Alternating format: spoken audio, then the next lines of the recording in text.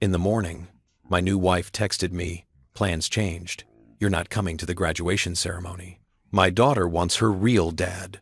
By noon, I canceled the payments, sold the house, and left town. When they came back, the text came at 7:42 a.m.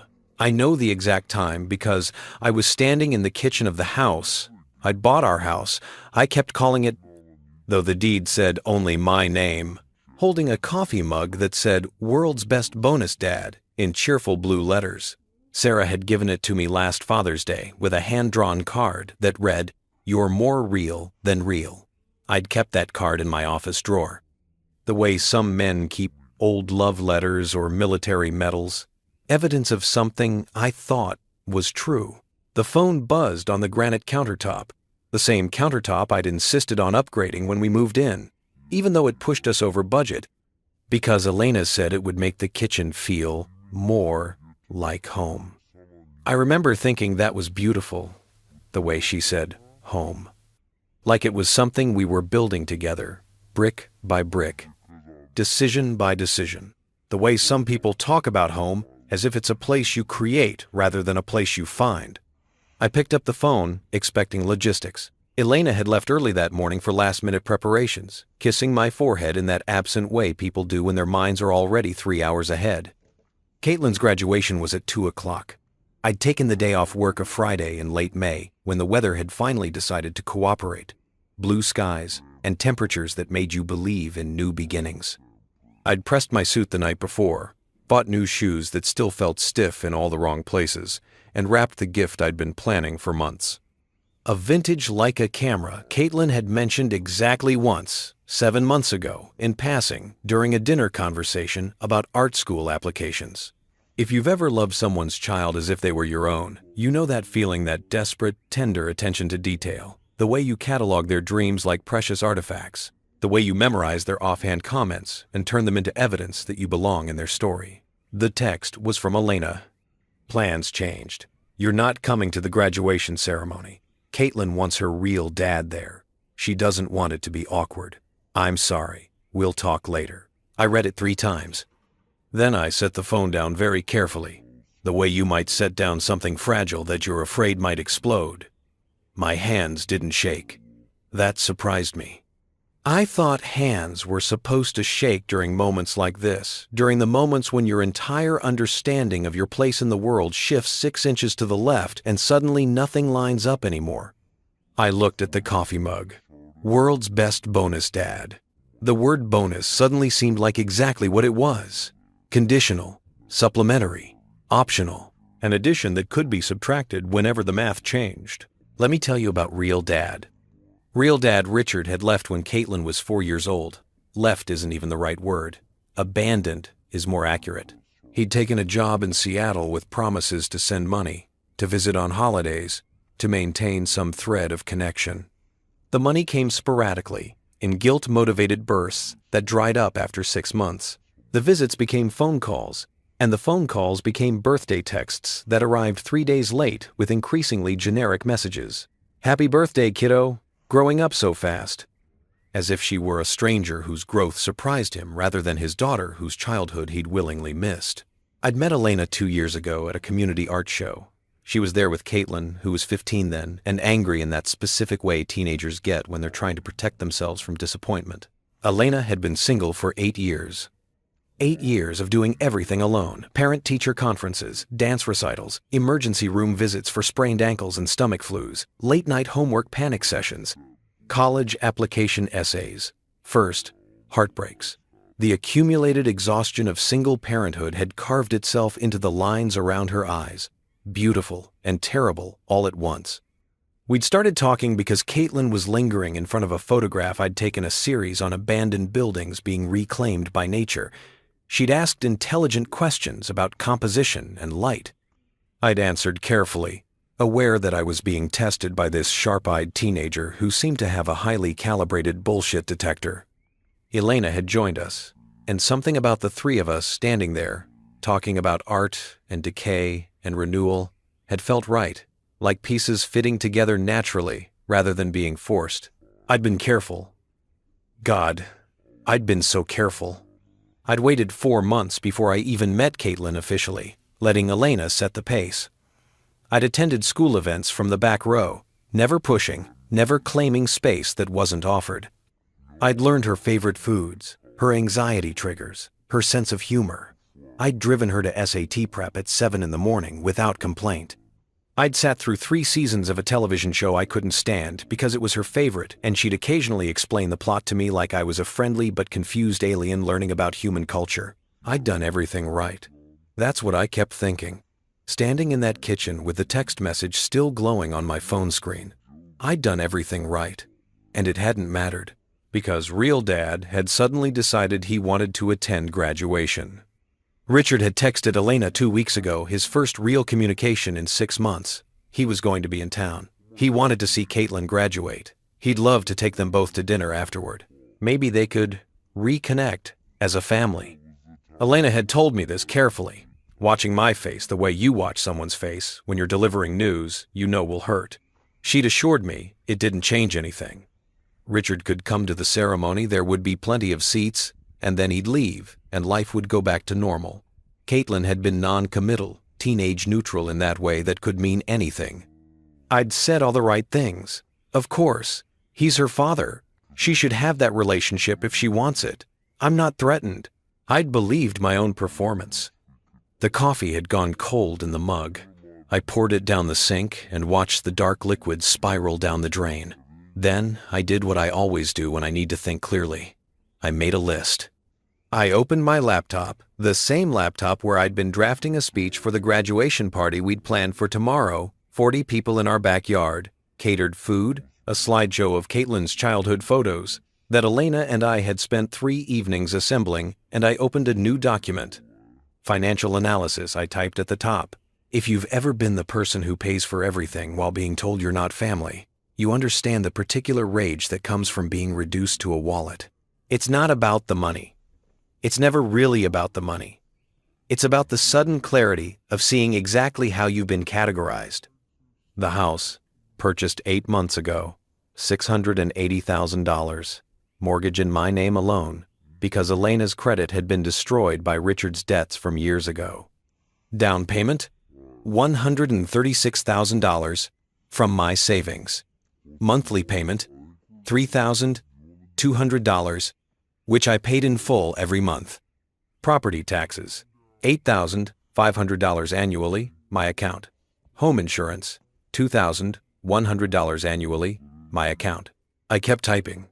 Caitlin's car, $18,000. Purchased used 6 months ago. Registered in my name. Insured under my policy. Monthly insurance, $190. I'd given her the keys with a speech about responsibility and freedom that I'd practiced in my head for days. College fund. I'd been contributing $1,000 monthly for the past 18 months to the account Elena had set up years ago. Total contribution, $18,000. The account was in Elena and Caitlin's names. I was just the deposit machine.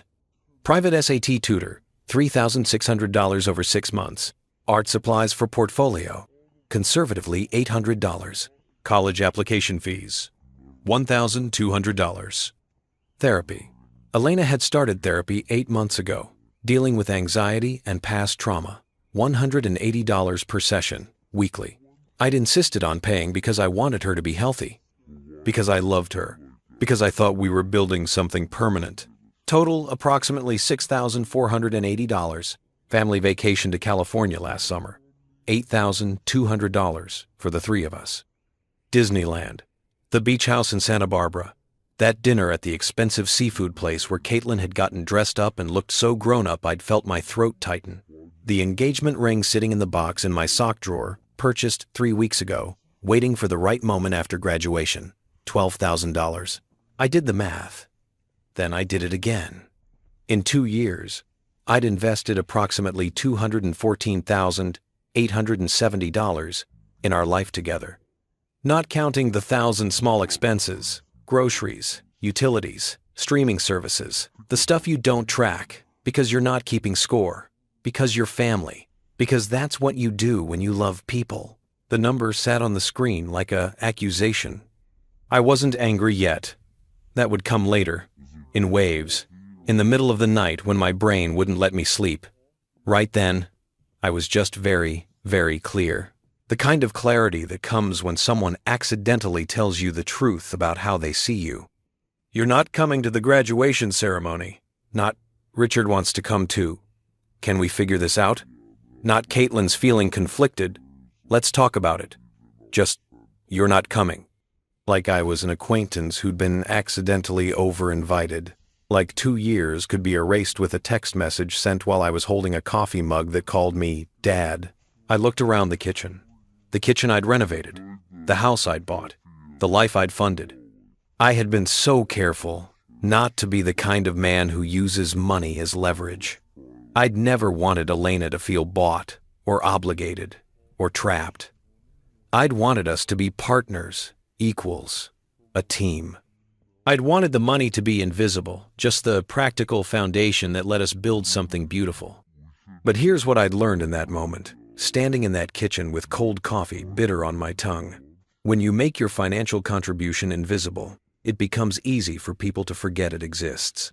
When you don't keep score, other people assume the score is 0. I closed the laptop. Then I made a phone call. Marcus, I said when he picked up. It's David. I need you to put the house on the market today. Marcus, my real estate agent, the same one who'd helped me find this place, barely hesitated. Everything okay? Everything's fine, I said. The lie came easily. Plans changed. I'm relocating for work. I need a quick sale. Price it to move. David, you've been there less than a year. You'll lose money on, I know. Do it anyway. After Marcus, I called my financial advisor, then my lawyer, then my bank. I had always been organized, methodical. People called it boring.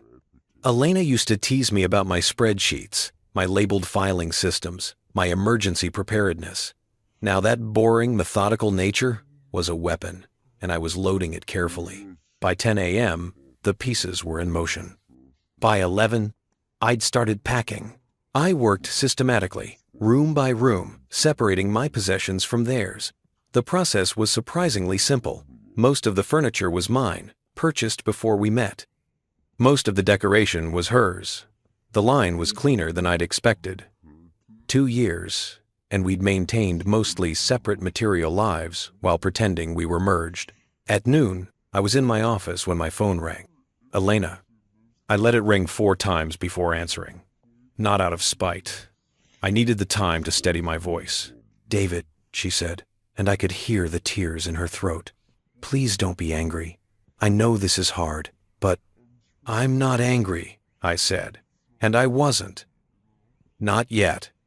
I was something colder and more dangerous than angry. I was certain. It's just for the ceremony. You can come to the party tomorrow, and we'll... No, I said quietly. I won't be at the party tomorrow. I won't be here at all. Silence. What do you mean? I mean, I'm leaving, Elena. The house is going on the market today. I've canceled my contributions to Caitlin's college fund. The car will need to be returned to the dealership. It's in my name, and I'm terminating the insurance.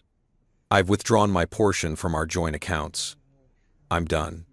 More silence. Then, you're being ridiculous. You're overreacting to one text message. Maybe, I agreed. Or maybe I'm finally reacting appropriately to 2 years of being treated like an ATM with occasional boyfriend privileges. That's not fair. You're right, I said. What would be fair? Should I come stand in the back of the graduation ceremony? Should I watch real dad sit in the front row? The front row I earned by paying for 2 years of her life? Should I smile through that? David, tell me something, Elena. When were you going to tell me? This morning? Last night? Or were you just going to let me show up at the ceremony and figure it out when there wasn't a seat for me? She was crying now. She's 17. She's confused. Her father suddenly showed up and you chose him.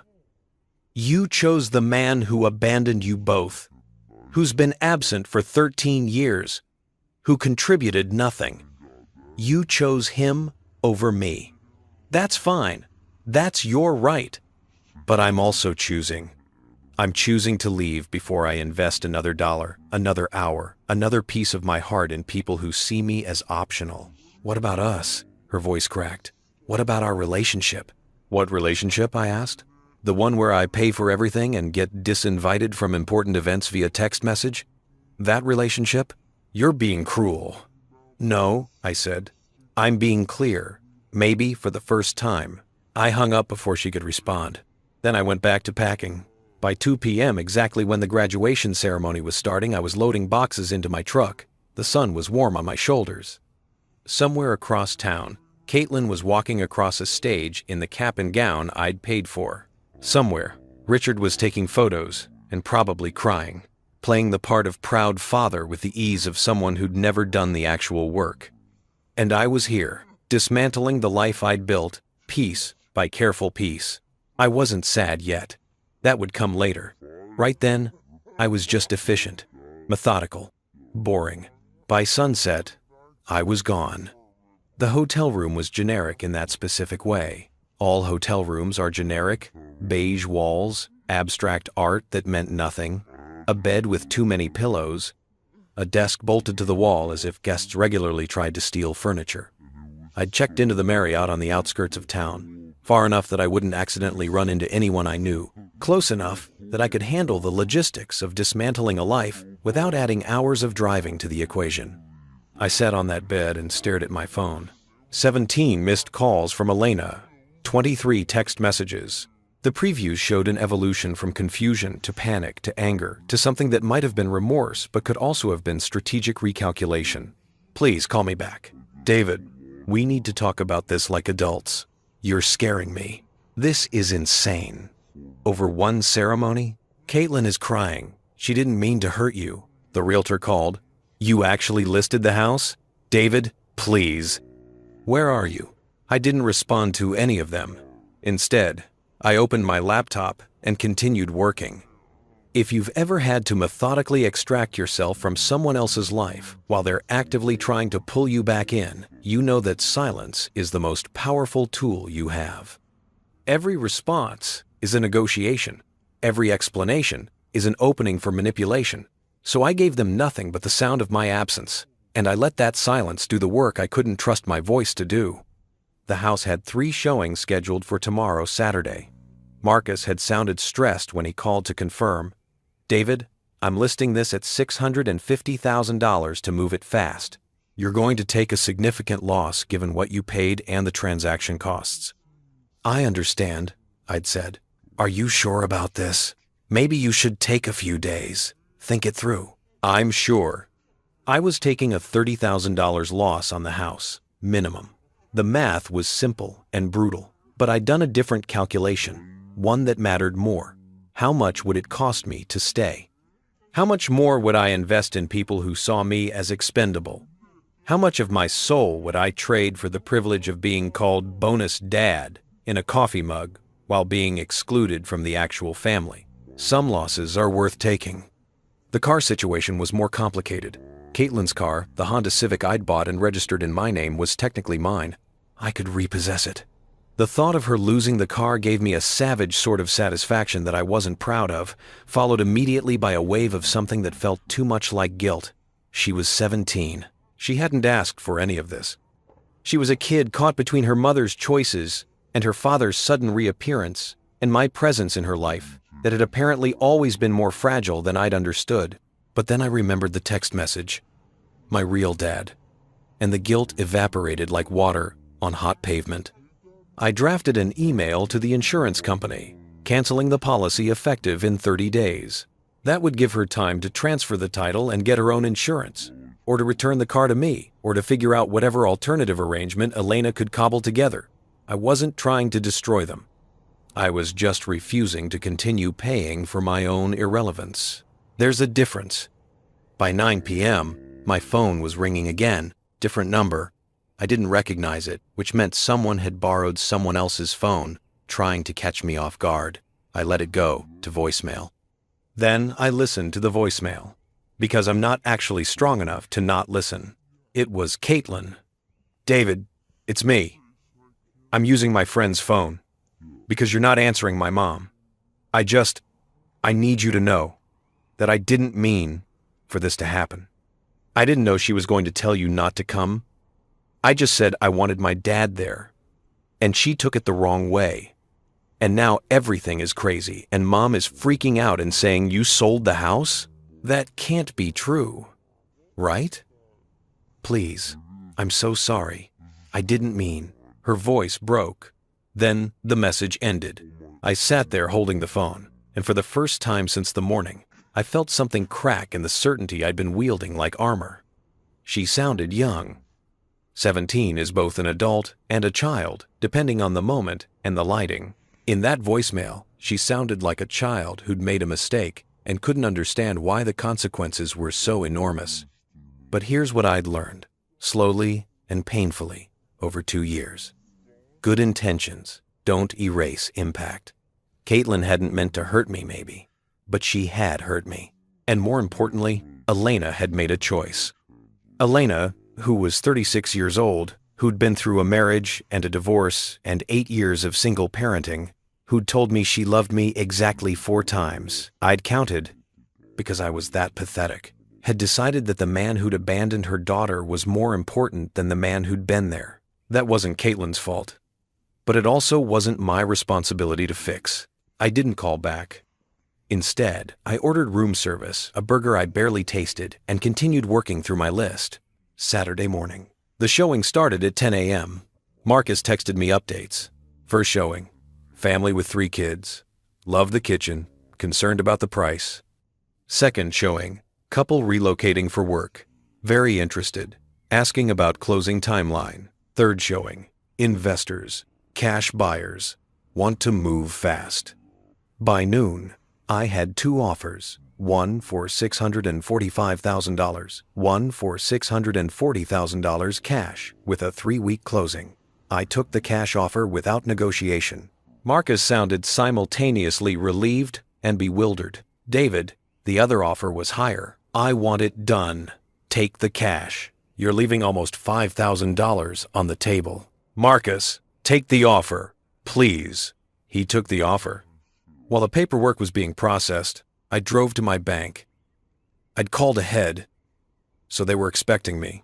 The branch manager, a woman named Patricia who'd helped me set up accounts when I moved to town, looked at me with carefully professional concern. Mr. Chen, you're closing several accounts today? Just the joint accounts. And I'm withdrawing my contributions to the college fund. She pulled up the accounts on her computer. The joint checking account with Elena Whitmore shows a balance of $8,240. You're entitled to half, which would be, I want my deposits back, I said quietly. I can show you the transfer records. Every deposit into that account came from my personal account. I want that verified, and I want that amount. Patricia's expression didn't change, but something flickered in her eyes, recognition maybe, or sympathy. She'd probably seen this before. She knew what it looked like when relationships ended, and people suddenly needed to quantify love in spreadsheets and bank statements. That will take a few hours to verify. I'll wait. I waited. The college fund was easier. I'd been making direct transfers of $1,000 monthly for 18 months. The total was $18,000, sitting in an account Elena and Caitlin controlled. I had no legal right to that money once it was deposited, but I requested a full accounting anyway. Sometimes you need to see the numbers written out officially. Sometimes you need the bank to confirm that yes, you gave $18,000 to fund the future of someone who now refers to you as not real. Patricia printed everything out for me. Every transaction, every date, every amount. The paper felt heavy in my hands. Mr. Chen, she said carefully, I'm required to ask, is everything all right? These kinds of sudden financial changes, sometimes they're indicators of, I'm fine, I said. I'm just correcting an accounting error. She didn't look convinced, but she processed the withdrawals. By 3 p.m., I was $26,240 richer and significantly more alone. Saturday evening. My phone had stopped ringing, which was somehow worse than when it had been ringing constantly. The silence suggested either acceptance or strategy. I assumed strategy. I was right. At 7 p.m., there was a knock on my hotel room door. I looked through the peephole and saw Elena standing in the hallway. And my first thought was, how did she find me? My second thought was that I'd used the hotel card for room service, and I'd told Marcus I needed a place to stay while the sale went through, and Marcus probably mentioned the Marriott, and Elena had always been resourceful when she needed to be. I didn't open the door. David, I know you're in there. Your truck is in the parking lot. Please, just talk to me. I stood there, 3 feet and 1 door away from a woman I'd imagined marrying, and said nothing. David, please, we can fix this. I made a mistake. I handled it wrong. But you're blowing up our entire life over one mistake. That's not fair. That's not who you are. That's not who you are. As if she knew. As if 2 years had given her complete access to my character, even as she'd somehow missed noticing that her definition of our life was actually my investment in your life. I'm sorry, she said, and her voice cracked. I'm so sorry. I should have talked to you. I should have made Caitlin understand that you're part of this family. I know I hurt you, but David, please don't do this. Don't throw away everything we've built. Everything we've built. The phrase hung in the air like smoke. I almost opened the door. Almost. Because part of me, the part that had bought a coffee mug and wrapped a camera and planned a graduation party, wanted to believe that this was fixable, that her apology was real. That we could rewind to Friday morning and start over with better communication and clearer boundaries. But then I remembered standing in the kitchen, reading that text. The casual cruelty of it. The assumption that I would simply accept being excluded. The lack of any acknowledgement that maybe, just maybe, being told you're not real enough to attend a graduation you'd funded might be devastating. She hadn't thought about my feelings until those feelings had consequences. That's what this really was. She wasn't sorry she'd hurt me. She was sorry I'd reacted. David, the house is under contract, Marcus told me. You're really doing this. You're really leaving. I heard her slide down the door, sitting in the hallway. I heard her crying soft, broken sounds that reached through the walls. I love you, she said. I know I don't say it enough. I know I'm bad at showing it. But I do. I love you. And Caitlin loves you. She's devastated. She locked herself in her room after the ceremony. She won't talk to anyone. Richard tried to take us to dinner, and she refused to go. She just kept saying she'd ruined everything. Part of me felt vindicated. A larger part felt sick. Please, Elena whispered. Please just talk to me. Tell me what I need to do to fix this. I wanted to open the door and tell her. You needed to choose me. Just once. Just one time. You needed to put me first. You needed to see me as real. But I didn't. Because I knew what would happen. We'd talk. She'd cry more. I'd soften. We'd compromise. I'd agree to come back, to attend the party, to pretend that everything was fine. And then, 6 months, or a year, or 5 years from now, something else would happen. Richard would show up again, or some other crisis would occur. And I'd discover, again, that my place in their life was conditional, negotiable, subject to revision without notice. So I stayed silent. After 20 minutes, she left. I listened to her footsteps recede down the hallway. I listened to the elevator ding. I listened to my own breathing in the quiet room. Then I poured myself a scotch from the minibar, $8 for 2 ounces of mediocre whiskey, and sat down to finish my work. The spreadsheet. I'd been keeping records, not intentionally, at first. I'm just the kind of person who tracks expenses, who saves receipts, who reconciles bank statements monthly. But over the past 2 years, that habit had created an accidental archive of my investment in Elena and Caitlin's life. I spent Saturday night compiling it into a single document, not because I planned to send it to anyone, not because I thought it would change anything, but because I needed to see it.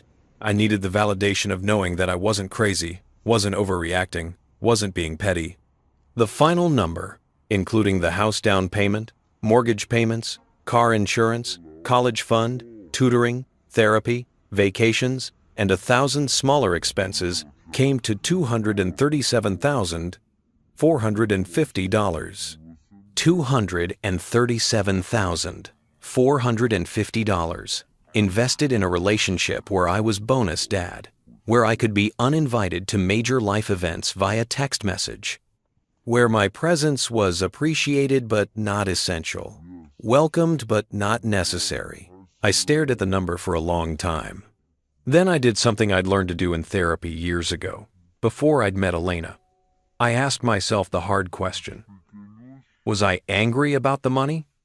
Or was I using the money as evidence of something deeper? The truth was both. The money mattered because the money was tangible. The money was proof. You can't gaslight someone about bank transfers. You can't tell someone they're overreacting when there's a spreadsheet showing $237,450 in direct investment.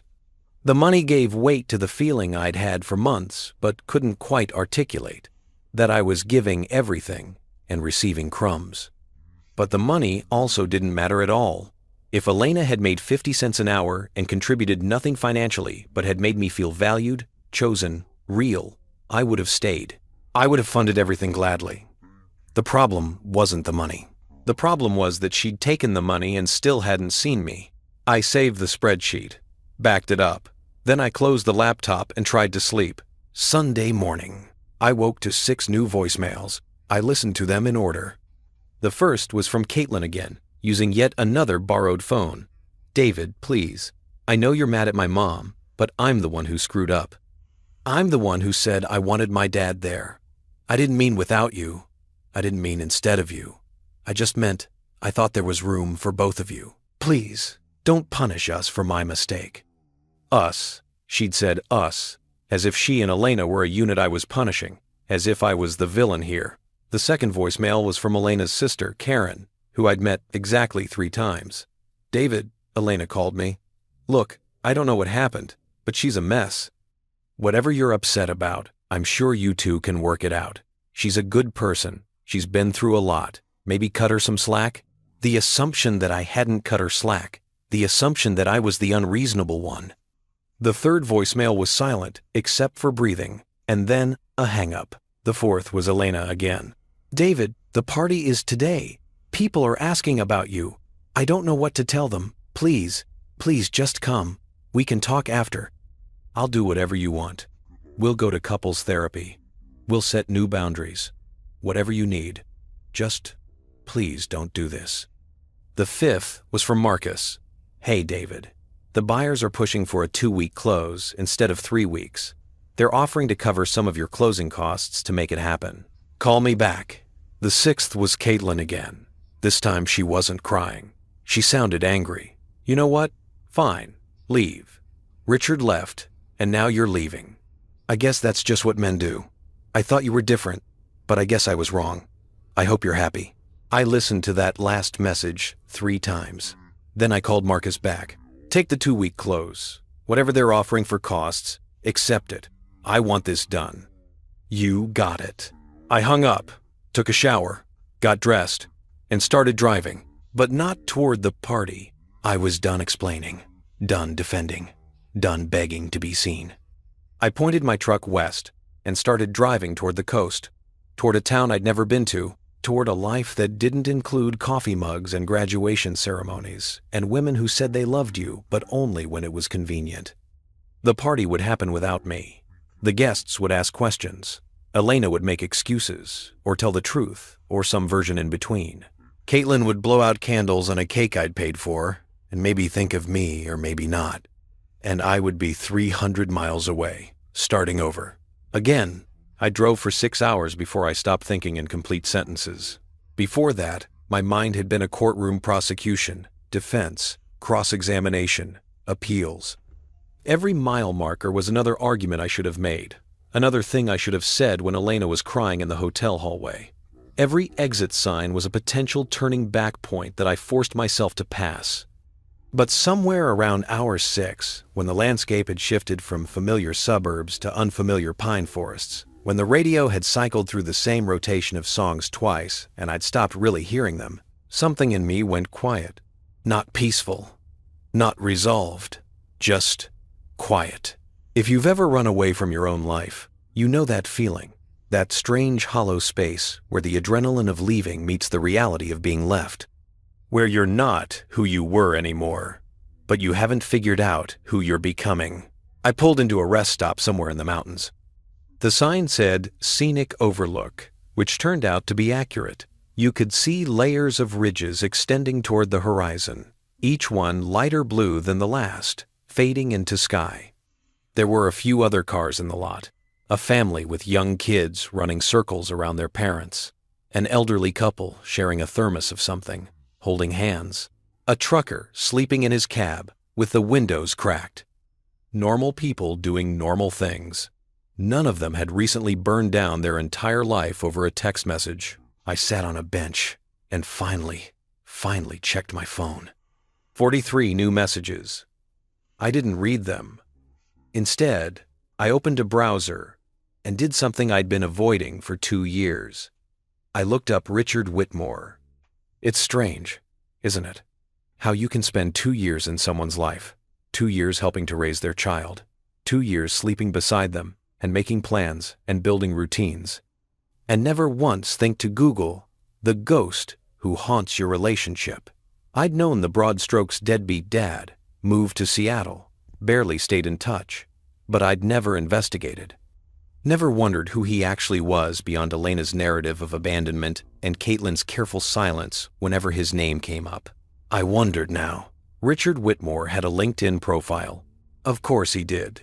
Everyone has a LinkedIn profile, even people who abandon their families.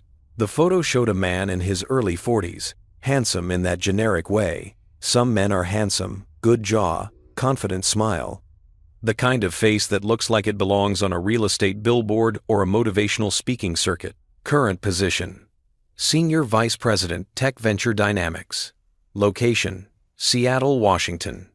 I scrolled through his work history. 10 years at Tech Venture.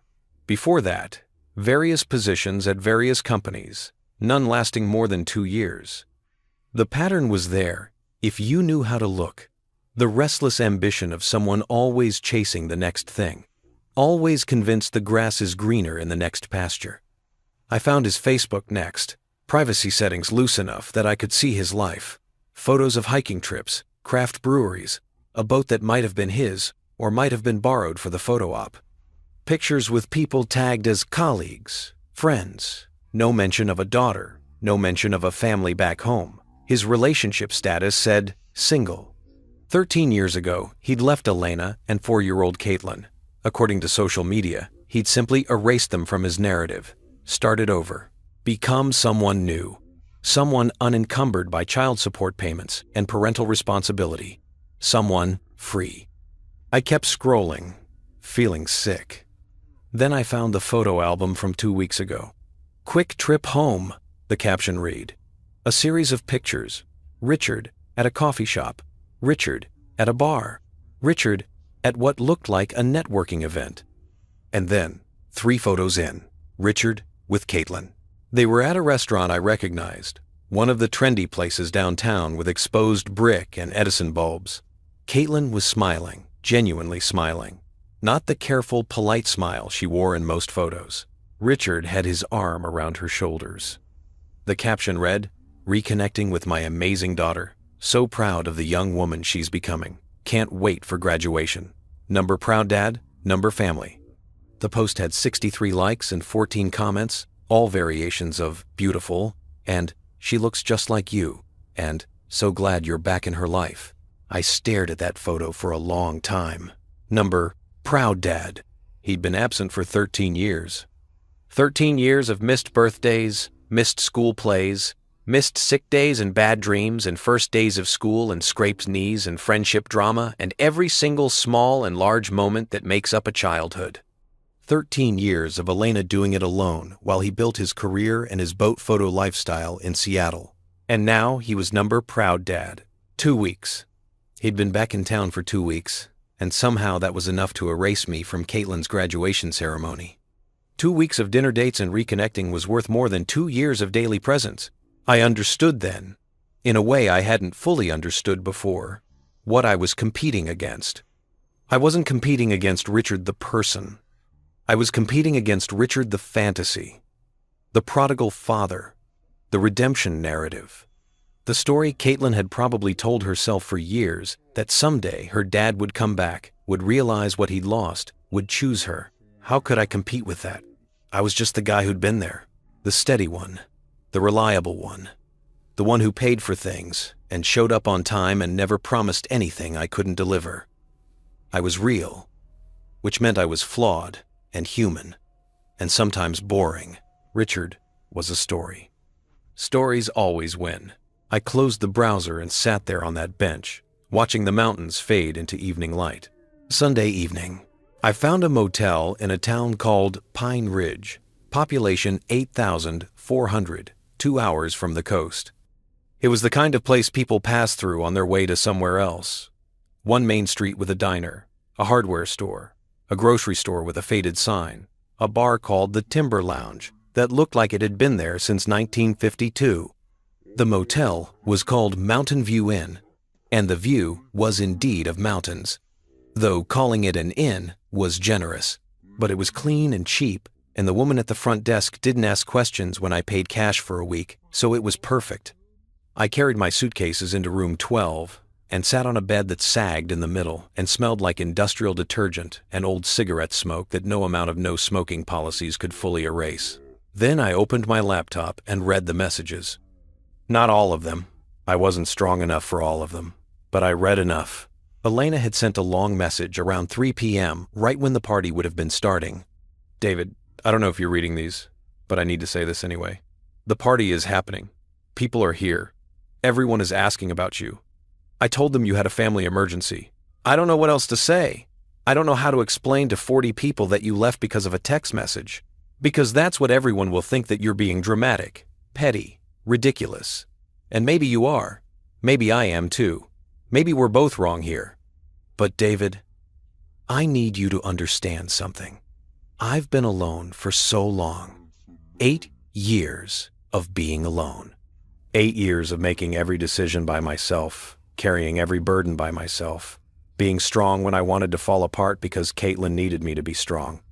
And then you came along, and for the first time in almost a decade, I felt like I could breathe, like someone was there to catch me if I fell. I got comfortable. I got complacent. I stopped treating you like someone I was trying to win, and started treating you like someone I'd already won. I stopped saying I love you. I stopped showing gratitude. I let you pay for everything because you offered, and I was tired, and it was easier. I let you become invisible in all the ways that mattered, while keeping you visible in all the ways that were convenient for me. That was wrong. I see that now. I'm sorry. But David, running away isn't the answer. Selling our house, your house, I know, it's your house, isn't the answer. Cutting off Caitlin's car insurance isn't the answer. These are nuclear options, and I don't understand why you jump straight to nuclear. Call me, please. Let's talk like adults. I read it twice. The message was good. It was self-aware. It acknowledged real things. If I'd read it on Friday morning, before any of this started, I would have been moved by it. But I'd read Richard's Facebook posts. I'd seen Number Proud Dad, and I couldn't help but notice what Elena's message didn't say. It didn't say, "You're right. I should have chosen you." It didn't say, "I should have told Richard he could come to graduation, but you're my partner and you come first." It didn't say, "I made a terrible mistake in how I prioritized things." Instead, it said, "I'm sorry I took you for granted, but you're overreacting. There's an art to apologies that blame the person they're apologizing to." Elena had mastered it. I moved to the next message, this one from Caitlin, sent around 5 p.m. The party sucked without you.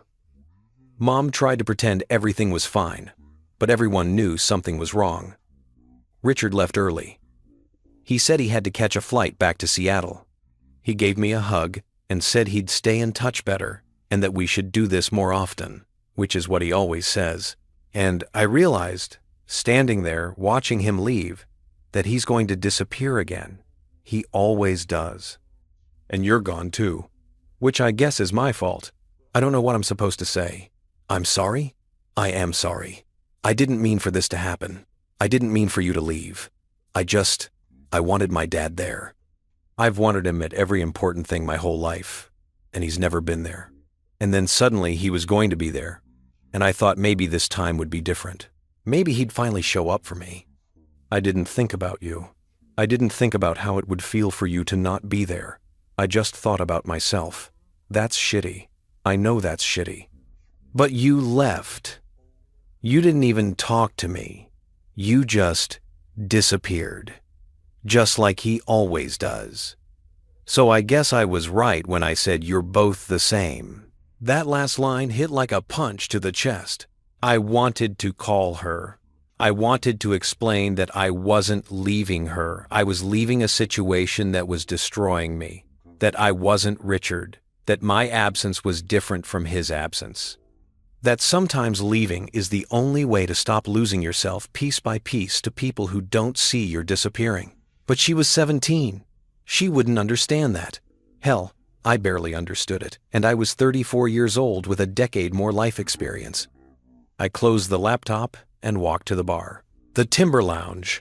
The bar was exactly what I'd expected. Dark wood, neon beer signs, a pool table in the back, 6 people scattered across the space like they'd been assigned seats to maximize loneliness. The bartender was a woman in her 50s with gray-streaked hair and the look of someone who'd heard every story and believed none of them. "What can I get you?" she asked. "Whiskey." "Neat." "Whatever's good." She poured something amber into a glass. "Passing through?" "Staying for a bit. Business or pleasure?" I almost laughed. "Neither. Exile." She nodded like that. Made perfect sense. Exile. Haven't heard that one in a while. Most people say they're finding themselves or taking a break. Exile is more honest. "I'm trying honesty," I said. "See how it works out." I drank the whiskey. It burned in exactly the right way. A man at the end of the bar, mid-60s, weathered face, flannel shirt, raised his glass in my direction. "Cheers to exile." I did that once. Came back after 3 months. Wife had changed the locks. Dog didn't recognize me. And I'd spent $4,000 I didn't have on a very mediocre fishing trip. "Did you regret it?" I asked. He thought about it. "The fishing or the exile?" "Both. The fishing, yes. The exile, no. Sometimes you need to leave, to remember who you are, without everyone else's expectations." The bartender refilled my glass without asking. "You look like you could use a refill. Rough day?" "Rough weekend," I said. "Left my fiancée. Well, we weren't engaged yet, but we were going to be. Sold the house, cut off the college fund for her daughter, drove 6 hours to a town I've never been to. So, yeah, rough." She didn't look shocked. Bartenders never do. "Her daughter or your daughter?" "Not mine, technically, though I paid for most of her life for the past 2 years. "Let me guess," she said. "Real dad showed up?" I stared at her. "How did you—" "Seen it before. Guy raises someone else's kid, pays for everything, does all the hard work. Then bio-dad appears for a graduation or a wedding or a holiday, gets all the credit, and the guy who actually showed up gets forgotten." She shrugged. "It's a tale as old as time." Second, marriages, step-parents, partners who aren't legally tied but might as well be. You're not the first guy to drink whiskey in my bar over this exact thing. "What happened to the other guys?" I asked. "Different outcomes. Some went back, tried to make it work. Some stayed gone. Some found someone new who appreciated them. One guy joined the Peace Corps, and last I heard was building wells in Kenya." She leaned on the bar. "Point is, there's no right answer. Just whatever you can live with." "I don't know if I can live with going back," I said. "Then don't." "I don't know if I can live with staying gone either. That's the problem." She nodded. "That's always the problem. The staying or going part is easy. It's the living with it afterward that's hard." I drank more whiskey. Then I asked the question I'd been avoiding. "Do you think I overreacted? Does it matter what I think?" "Probably not. But I'm asking anyway." She considered this. "I think people who've never had to be grateful for scraps don't understand what it's like when you finally stop eating them. They think you're overreacting because from their perspective, the scraps looked like a feast. But you're the one who knows what you were hungry for. I felt something loosen in my chest. Thank you. Don't thank me yet. You're going to second-guess yourself 1,000 times over the next few weeks. You're going to wake up at 3 a.m. wondering if you made a huge mistake. You're going to see something that reminds you of them, a commercial, a song, a girl who looks like Caitlin from behind, and you're going to feel like someone carved out your chest. And you're going to have to decide, every single day, whether to stay gone or go back. You make it sound awful. It is awful. Freedom usually is, at first. We spend so much time in our cages, we forget what open sky feels like. It's disorienting, scary. Most people go back to the cage. The man in flannel raised his glass again. To open sky, and to cages we leave behind. I raised my glass. The bartender raised hers. We all drank. Monday morning. I woke up in the motel room with a hangover and a text message from Marcus. Closing is set for next Friday. Buyers want to do a walkthrough on Wednesday. Can you be there? I couldn't. I was 6 hours away, and I'd rather light myself on fire than go back to that house and walk through rooms with people who were about to own what I'd just lost. I can't be there. You have my authorization to handle it. If they need anything, they can reach out to you. Understood. We'll handle it. Then, David, you okay? Getting there. I lay in bed and made a new plan. Not a long-term plan. I wasn't ready for that. Just a today plan. A this week plan. Today, find a better place to stay than this motel. This week, find work. Something temporary. Something to fill the hours. Something to remind me that I had value beyond my wallet. Next week, figure out what comes next. It was the smallest possible plan, but it was something. I showered, dressed, and walked to the diner on Main Street. It was called Rosie's, and Rosie herself, assuming the woman behind the counter was Rosie, looked like she'd been serving coffee and pancakes since before I was born. "What can I get you, honey?" she asked. "Coffee, black, and whatever your special is." Special is meatloaf, but that's lunch. For breakfast, I recommend the Denver omelet. Sold. While I waited for my food, I pulled out my phone and did something I'd been avoiding. I looked at my bank account. The number was both bigger and smaller than I expected. Bigger because I'd withdrawn everything from the joint accounts in the college fund. Smaller because of the loss I'd taken on the house and the general hemorrhaging of money that happens when you dismantle a life. I had enough to last 6 months if I was careful. Maybe 8 if I was really careful. Longer if I found work. I'd be okay. The omelet arrived. It was perfect, fluffy, loaded with peppers and onions and ham, served with hash browns that had been cooked until they were crispy and golden. I ate slowly, tasting every bite, feeling my hangover recede. Rosie refilled my coffee. "New in town?" "Just passing through," I said. Then, correcting myself, "Actually, staying for a bit." "Business?" "Exile," I said, borrowing the word from last night. She laughed. "Exile. I like that. What are you exiling yourself from? A life that wasn't mine." She nodded like that made perfect sense. "Well, welcome to Pine Ridge.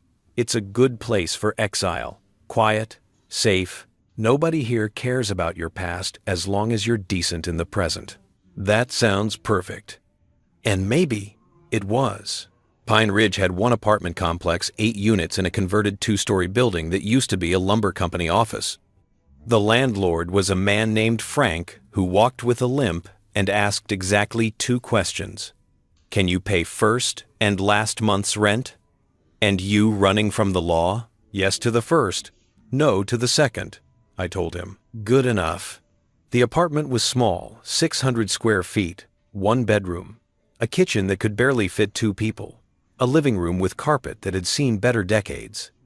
But it had large windows that looked out at the mountains, and it was furnished with the kind of sturdy, functional furniture that suggested Frank bought everything from estate sales and didn't care about matching. "It's perfect," I said. Frank looked at me like I was insane. "It's a shitbox. It's a quiet shitbox. That's what I need right now." He handed me the keys. "Rent's due on the 1st. Trash pickup is Wednesday. Don't be loud. Don't do drugs. Don't let the place fall apart. We good?" We're good. I moved in that afternoon. It took 20 minutes to unpack everything. I'd brought 3 suitcases, a laptop, my camera equipment, a box of books. The apartment still looked empty, but it was mine. No shared decisions about furniture, no compromises about wall colors, no negotiations about whose stuff went where. Just me and 600 square feet of borrowed space. I sat on the couch and felt the weight of that freedom. It was simultaneously liberating and terrifying. Tuesday. I spent Tuesday doing nothing. Not nothing productive, actually, nothing. I sat on the couch and stared at the mountains. I made coffee and let it get cold. I started to read a book and gave up after 2 pages. I thought about turning on the TV and decided I didn't have the energy for whatever stories other people were telling. My phone sat on the kitchen counter, face down. I could feel it there, like a small black hole generating its own gravity field. 47 new messages since yesterday. I hadn't looked at any of them. If you've ever tried to go cold turkey on someone you love, you know that the withdrawal is physical. Your body remembers their patterns. Your nervous system expects certain inputs, a good morning text, a photo of something mundane, a voice asking how your day went. When those inputs stop, you feel their absence, like phantom limb pain. The messages were still coming, but I was the one who'd amputated the connection. I was the one creating the absence. Around 3 p.m., I forced myself to go outside. Not for any particular reason, just to prove I could. To prove I hadn't become one of those people who moves to a new place and then hides in their apartment for 3 months while depression calcifies around them like coral. I walked Main Street from end to end. It took 12 minutes. Pine Ridge wasn't built for tourists or ambition. It was built for logging companies and the families who worked for them, and when the logging dried up, the town had shrunk to fit the people who'd chosen to stay. What remained was honest and plain. No boutique coffee shops, no artisanal anything, no murals painted by art school graduates trying to revitalize the downtown. Just Rosie's Diner, the hardware store, the grocery store, the timber lounge, a post office, a library that was only open 3 days a week, a church, a auto repair shop, a gas station. That was it. That was the whole town. I found myself standing in front of the library. It was Tuesday, which according to the sign meant it was open from noon to 6. I went inside because I didn't know what else to do with myself. The library was one room with maybe 3,000 books. A woman in her 30s sat at the front desk reading a paperback thriller. She looked up when I entered, assessed me with the particular skill librarians have for categorizing patrons, and smiled. New in town? Is it that obvious? Pine Ridge has about 300 regular residents. I know all of them. You're not one of them. She set down her book. I'm Amy, town librarian, part-time waitress at Rosie's, and volunteer firefighter when necessary. David, I said. Town exile. Full-time ? She laughed. Exile. That's the second time I've heard that word in 2 days. Must be something in the water. She gestured around the library. Well, welcome. We don't have much, but what we have is yours. Fiction is on the left, nonfiction on the right. New arrivals are that card in the corner, and if you need anything specific, we can do interlibrary loans, though it takes a few weeks. Just browsing, I said. I wandered the stacks, running my fingers along spines. The library had that particular smell all old libraries have: paper and dust and time. I found myself in the self-help section, which was surprisingly robust for a town of 300. Books about grief, divorce, starting over, finding yourself, letting go. Someone had needed these books, maybe many someones. Maybe Pine Ridge was a town of exiles, all of us hiding in the mountains, all of us trying to figure out how to live with the choices we'd made. I pulled out a book called The Art of Starting Over and immediately put it back, too on the nose. Instead, I grabbed a novel I'd never heard of, something about a man who moves to Alaska to become a park ranger. Fiction felt safer than self-help. Fiction was about other people's problems. Amy checked it out for me with a library card she made on the spot. How long are you planning to stay? I don't know yet. That's the best kind of stay, she said. No expectations, no timeline, just being somewhere. Until you're not anymore. Have you lived here your whole life? I asked. Born here, left for college, came back after my divorce. That was 6 years ago. Thought I'd stay for a few months. Ended up staying for good. She shrugged. Turns out sometimes the place you're running from is actually the place you need to run to. Just took me 28 years to figure that out. Do you regret coming back? Some days, but most days, no. It's quiet here. Simple. People leave you alone unless you need something, and then they show up. It's not a bad way to live. I thanked her and left with my book and a library card that had my name printed on it in smudged ink.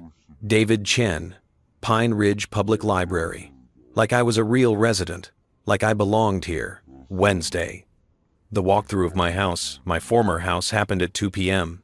Marcus sent me photos afterward with apologetic messages. They loved it. Closing still on track for Friday. The photos showed empty rooms. Elena had moved fast. The furniture I'd left behind was gone. The pictures on the walls were gone. Even the curtains were gone. The house looked like a stage set after the production had closed, just bare walls and empty spaces where life used to be. I zoomed in on the photo of the kitchen. The granite countertops I'd insisted on. The cabinets we'd chosen together, from 17 different samples. The window over the sink where Elena used to stand and watch birds at the feeder I'd installed. All of it empty. I felt nothing. That worried me more than if I'd felt sad. Shouldn't I feel sad? This was the house where I'd imagined proposing to Elena, where I'd pictured future Christmases and dinner parties and maybe, eventually, a different kind of family, one where I wasn't bonus, where I wasn't conditional. But I looked at those empty rooms and felt nothing except a vague relief that it was almost over. My phone rang. Elena. I let it go to voicemail. Then I listened to the voicemail, because apparently I was a masochist.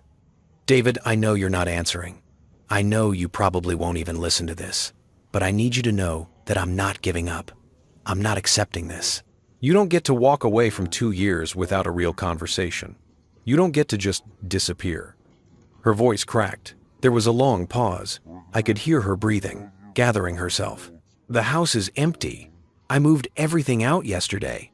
I didn't want the new owners to see our life in boxes, so I got rid of most of it, donated it, sold it. I kept some photos, some of Caitlin's things, but everything else is gone. Another pause.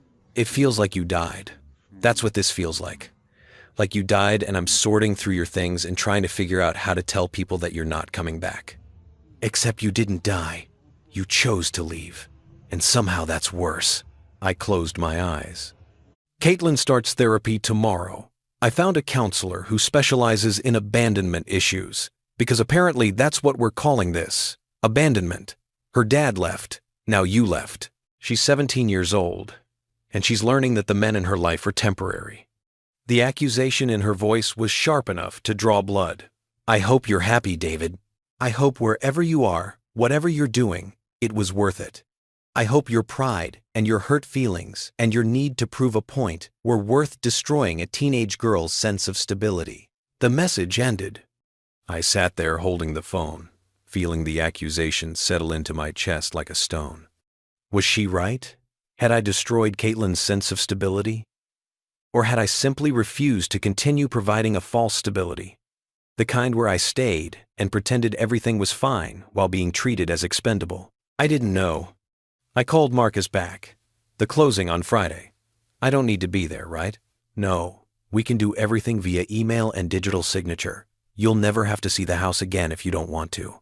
I don't want to. Understood. After I hung up, I made a decision.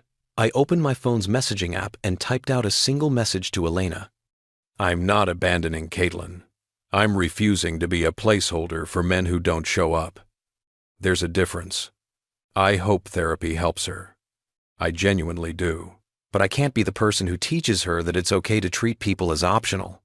I hit send before I could reconsider. 3 minutes later, my phone rang again. Elena. I didn't answer.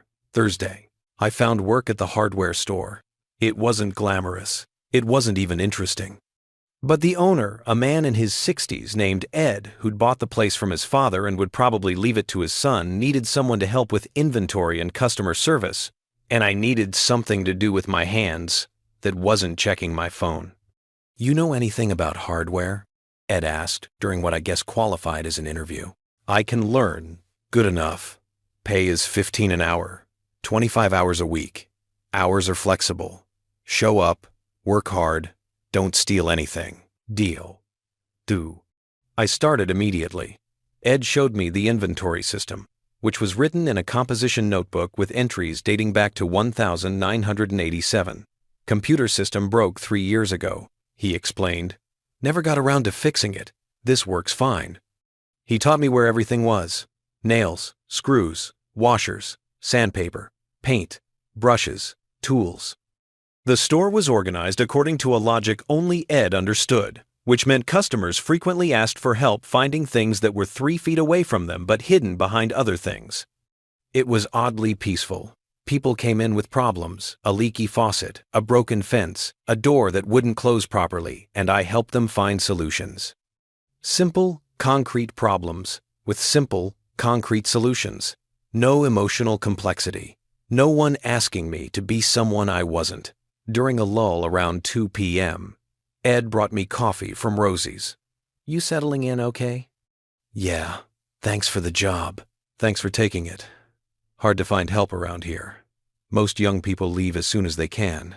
The ones who stay are usually running from something." He looked at me. "Or someone." "Someone," I admitted. "Wife?" "Almost wife." He nodded. "I did that once. Almost married a woman who wanted me to be someone I wasn't. Spent 3 years trying to fit into her vision of who I should be. Finally realized I was disappearing." He sipped his coffee. "Left 2 weeks before the wedding. Worst and best decision I ever made." "Any regrets? About leaving?" "No." "About how I left?" "Some. I should have been clearer earlier. Should have spoken up when I first felt myself disappearing, instead of waiting until I was almost gone."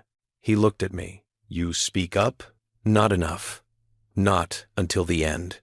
"Well, you spoke up eventually. That counts for something."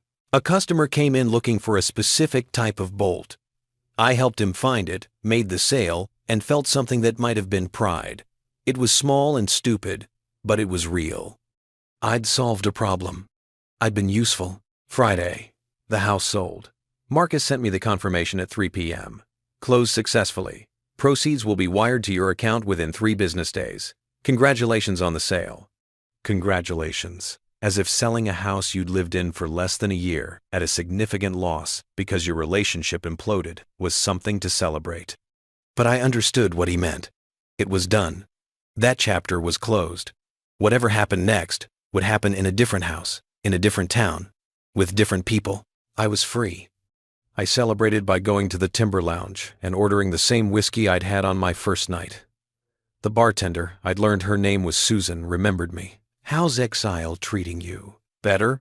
Got a job. Got an apartment. Haven't cried in public yet." "That's progress." She poured the whiskey. "The crying comes later, usually around week 3. That's when the adrenaline wears off and reality sets in." "Looking forward to it," I said dryly. The man in flannel was there again. He raised his glass. "To week 1. To week 1, I echoed. I drank the whiskey slowly, letting it burn away the edges of the day. My phone buzzed. I ignored it. It buzzed again. I ignored it again. On the 3rd buzz, Susan looked at me. "You going to get that?" "No." Good man. But curiosity, or masochism, got the better of me. I checked the messages. The first was from Elena. "The house sold." I saw the notice. So that's it then. 2 years, gone. Like we never existed. The second was from Caitlin. "Mom told me about the house. I drove by there today. I sat in the driveway for like an hour. Remember when we painted my room? You let me pick that stupid purple color even though you hated it. You spent a whole weekend painting it perfect. That room is gone now. Someone else lives there. Someone else is going to paint over that purple." The third was from a number I didn't recognize. "David, this is Richard. Elena gave me your number. Look, I know you don't want to hear from me, but I need you to understand something. I didn't come back to mess up your life. I came back because Caitlin is my daughter and I've missed too much already. I'm trying to be better. I'm trying to show up. That doesn't make you less important. There's room for both of us in her life. I read Richard's message 3 times. Then I typed a response. Richard, here's what you need to understand. You don't get credit for showing up after 13 years. You don't get to swoop in for a graduation ceremony and call yourself a father. You don't get to tell me there's room for both of us when you're the reason I got uninvited. And you definitely don't get to lecture me about importance when you've been absent for most of her life. I was there. I paid for her life. I drove her to school. I sat through her panic attacks before tests. I taught her to change a tire. I listened to her talk about boys and friends and fears and dreams. I did the work you didn't do. And then you showed up, and suddenly I was the one who wasn't real. So no, Richard, there's not room for both of us. Because she chose you, her mother chose you, and I'm choosing to not compete for space in a family that doesn't see me as family. I stared at the message for a long time. Then I deleted it. Instead, I typed, I'm not interested in having this conversation, and I blocked his number. Then I blocked Elena's number. Then I blocked Caitlin's number. I sat there in the bar, holding my phone, feeling the weight of what I'd just done. I'd cut the last threads. I'd made it final. There was no more checking messages, no more reading their words, no more staying connected to their version of events. I was alone. Completely, totally alone. Susan refilled my glass without asking. That looked like a big decision. It was. Feel better or worse? I don't know yet. That's the right answer, she said. The big decisions never feel clear right away. You have to live with them for a while before you know if they were right. I raised my glass. To living with it, to living with it, she echoed. I drank. The whiskey tasted like consequence and freedom all mixed together, impossible to separate. Outside, the sun was setting behind the mountains. The sky was orange and purple and gold, the kind of sunset people take photos of and then can never quite capture the beauty of. I didn't take a photo. I just sat there and watched it fade. Saturday morning, I woke up with a hangover and a sense of finality. The blocks I'd put in place last night were still there. Elena, Caitlin, Richard, all of them unreachable. I'd built a wall, and now I was standing on one side of it, and they were on the other. I made coffee, ate toast, opened the novel Amy had recommended. The main character was a man who'd moved to Alaska to escape a failed marriage. He spent his days hiking and his nights reading. And slowly, page by page, he started to remember who he was before his wife had convinced him he was someone else. It was too on the nose, but I kept reading anyway. Around noon, there was a knock on my door. I opened it, expecting Frank or maybe a package delivery. It was Amy from the library. "Hi," she said. "Sorry to just show up. Susan from the bar told me what happened last night, about the blocking, about the closure. She was worried about you." "I'm fine," I said, automatically. That's what everyone says when they're not fine. She held up a paper bag. "I brought sandwiches from Rosie's, and I thought maybe you could use some company. Someone who doesn't know your story and won't ask about it." I looked at her, this woman I'd met 3 days ago, who'd driven to my apartment with sandwiches because the bartender had been worried and felt something crack in my chest. "I'd like that," I said. She smiled. "Good, because I already paid for the sandwiches and I can't eat both of them by myself." We sat on my balcony, a generous term for the small concrete platform outside my apartment door, and ate sandwiches and talked about nothing important. The weather, the library, the fact that Pine Ridge used to have a movie theater but it closed in 1994. She didn't ask about Elena or Caitlin or why I'd left. She just sat there, existing in the same space, making the silence less heavy. It was the kindest thing anyone had done for me in a long time. 3 weeks into exile, I stopped checking my blocked messages. I know that sounds like progress, but it's not what you think. I didn't stop because I was healed or over it, or because I'd achieved some Zen state of acceptance. I stopped because I'd been checking them obsessively, opening the blocked folder, reading every message Elena and Caitlin had sent to the void, letting their words tear open wounds I was trying to let close. The messages had followed a predictable arc. Week 1. Anger and accusations. You're being childish. You're overreacting. This is cruel. Week 2. Bargaining and justification. If you just let me explain, if you just understood what I was dealing with, if you just came back, we could fix this. Week 3. Grief that looked like manipulation. Caitlin isn't eating. Caitlin failed a test. Caitlin said she wishes she'd never met you, because at least then losing you wouldn't hurt. That last one had almost broken me. Almost. But I'd learned something in 3 weeks. Other people's pain is not your responsibility to fix, especially when they're the ones who caused your pain in the first place. Especially when their pain is designed to make you feel guilty enough to come back and resume your role as the person who absorbs everything and asks for nothing. So I stopped checking. I let the messages pile up unread. And slowly, carefully, I started building something new. The routine. If you've ever had to reconstruct yourself from scratch, you know that routine is both prison and salvation. You need structure to keep from drowning, but too much structure and you're just going through motions, not actually living. I found a balance. Mornings. Coffee on my small balcony. Watching the mountains catch light. The way the sun hit the peaks was different every day, sometimes gold, sometimes pink, sometimes that particular shade of orange that makes you believe in beauty even when everything else feels broken. I'd bought a cheap notebook from the grocery store, and I'd started writing. Not about Elena or Caitlin. Not about what had happened. Just observations. Small things. The way frost forms on the railing in geometric patterns. The sound of Frank's dog barking at 6 a.m. like clockwork. The particular silence of a town this small, not absence of sound, but sound that doesn't mean anything urgent. Work at Ed's hardware store from 10 to 3, 5 days a week.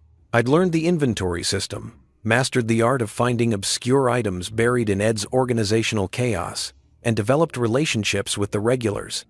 There was Mr.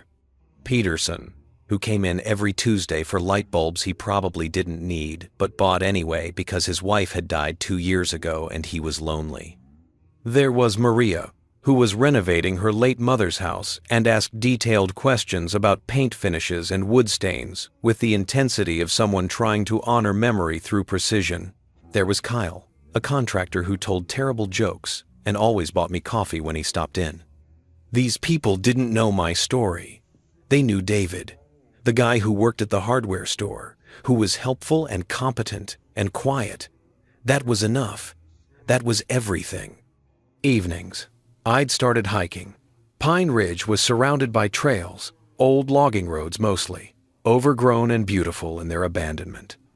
I'd take my camera and walk for hours, photographing things that wouldn't make sense to anyone else. Tree bark patterns, moss on rocks, light through leaves, the way water moved in small streams. Photography had always been my meditation, the way some people have prayer or running or cooking. Through a lens, the world made sense. Composition, light, shadow, color. These were problems with solutions. These were challenges I could master. Nights. Amy had started coming over twice a week. We'd established a routine. She'd bring dinner from Rosie's or groceries to cook, and we'd eat on my balcony or at my small kitchen table, and we'd talk about nothing and everything. Books we'd read, shows we'd watched, her divorce, which she talked about with the casual distance of someone who'd processed it thoroughly. My situation, which I talked about in vague terms, she never pushed me to clarify. The thing about small towns, she'd said one evening, is that everyone knows everyone's business, but only assholes actually ask about it directly. The rest of us wait until you're ready to share. What if I'm never ready? Then you never share, and life goes on. It was the most liberating thing anyone had said to me in months. The question. On a Thursday in my 4th week, 26 days since I'd left, I was restocking paint supplies when Ed called me to his office. His office was a small room in the back filled with paperwork and tools, and a desk that looked like it had survived a small war. "David, sit down." I sat. Ed didn't usually call me to his office. My first thought was that I'd screwed something up. miscounted inventory, or offended a customer, or broken something expensive. You're not in trouble, he said, reading my face. I want to offer you something. Okay. Full-time, 35 hours a week. Benefits. Small raise 17 an hour. Position would be assistant manager, which mostly means you'd help with ordering and you'd open the store on days I can't be here. He leaned back in his chair. You're good at this. Customers like you. You show up on time, you work hard, you don't complain. That's rare. I stared at him. Ed, I don't know how long I'm staying in Pine Ridge. I'm not asking you to sign a contract. I'm asking if you want a real job while you're here. However long here is. He pulled out a W-4 form. Think about it. Let me know by Monday. I took the form and walked back to the front of the store in a daze. A real job. Benefits. Assistant manager. 3 weeks ago, I'd been living in a house I owned, planning to propose to a woman I loved, helping to raise a teenage girl I'd thought of as family. I'd had a career in marketing, a 401k, a 5-year plan. Now I was being offered $17 an hour to manage inventory at a hardware store in a town of 300 people. And the crazy thing was, I was considering it. The letter. That night, I broke my rule about not checking the blocked messages. I don't know why. Maybe because Ed's offer had made me feel settled, and feeling settled made me brave enough to look at what I'd left behind. There were 43 new messages. I didn't read most of them, but I read one, sent 3 days ago, from Elena. David, I'm writing this even though I know you won't read it. Maybe I'm writing it for me, not for you. I need to say things out loud, even if you never hear them. I've been in therapy, individual therapy, not couples therapy, because there's no couple anymore. Dr. Morrison asked me to make a list of all the ways I took you for granted. It was supposed to be an exercise in accountability. I thought I'd write down 5 or 6 things. I filled 4 pages. 4 pages, David. 4 pages of ways I used you, dismissed you, treated you as infrastructure instead of as a person. The car you bought, Caitlin. The house you purchased. The college fund you built. The therapy you paid for. The hundreds of small moments when you showed up and I didn't acknowledge it because I'd started treating your presence as a given instead of as a gift. Dr. Morrison asked me why I did that, why I let you become invisible, and I told her the truth. Because you let me. Because you never complained. Because you were so eager to prove you belonged in our lives that you made yourself into whatever we needed. And I got comfortable with that. I got lazy. I took advantage. That's not an excuse. It's just the truth. She asked me if I loved you. I said yes. She asked me if I'd ever told you that in a way that wasn't conditional, that wasn't tied to something you'd done for us or some crisis you'd solved. I couldn't answer. I still can't answer. I think I loved what you did for us more than I loved who you were, and that's unforgivable. Caitlin is in therapy too. She's angry at everyone, at me, at you, at Richard, at herself. She says she doesn't understand how love works. How you can love someone for 2 years and then just leave. I tried to explain that you didn't just leave, that we pushed you out. She doesn't believe me. She thinks everyone leaves eventually. Richard called yesterday. He wanted to check in. He's back in Seattle, back to his life, back to forgetting we exist, except when guilt moves him to reach out. He asked if you and I had worked things out. When I said no, he said, "That's too bad." He seemed like a good guy, as if you were an acquaintance he'd met at a party, as if he had any right to have an opinion. I told him not to call anymore unless he was planning to actually be a father. He said I was being unfair. Unfair. 13 years of absence and I'm the one being unfair. I'm writing this at 3 a.m. because I can't sleep. Because every night I walk through the house, the rental house we moved into after you sold our home, and I see all the spaces where you should be. The coffee maker you bought because ours broke. The bookshelf you built for Caitlin. The photo on the wall that you took of us at the beach. I packed that photo away yesterday. Caitlin found it in the box and lost it, screamed at me for trying to erase you. But David, how do I live in a house full of evidence of someone who's gone? How do I wake up every day and see reminders of what I destroyed? Dr. Morrison says I need to sit with the discomfort. that I need to feel the consequences of my choices instead of running from them. She says that's the only way I'll learn. So I'm sitting with it. And it's unbearable. I don't expect you to respond to this. I don't even expect you to read it. But I needed to say it anyway. I needed to tell you that I know what I lost. I know what we lost. And I know it's my fault. I hope you're okay, wherever you are. I hope you're building something better than what we had, because what we had wasn't good enough for you. I see that now. I'm sorry it took losing you for me to see it. The message ended there. I read it 3 times. Then I closed my phone and sat very still. 4 pages. She'd written 4 pages of ways she'd taken me for granted. I felt something twist in my chest, not quite satisfaction, not quite vindication, something more complicated. Relief, maybe, that she finally saw it. Grief that it took me leaving for her to see it. Anger that she could articulate it so clearly now, but couldn't see it when I was standing right in front of her. And underneath all of that, a terrible, dangerous hope that maybe this meant something, that maybe her awareness was a bridge back, that maybe... No, I stopped that thought before it could fully form. Awareness doesn't erase history. Insight doesn't undo impact. She could fill 1,000 pages with everything she'd done wrong, and it wouldn't change the fact that she'd done it. It wouldn't change the text message that had started all of this. It wouldn't change the choice she'd made to prioritize Richard's feelings over mine. Some things can't be apologized away. I deleted the message and went back to ignoring the blocked folder. The decision. Friday morning, I told Ed I'd take the job. "Good man," he said, shaking my hand. "Start the paperwork Monday. Welcome to permanent temporary employment." "That's not a real thing," I said. "It is now."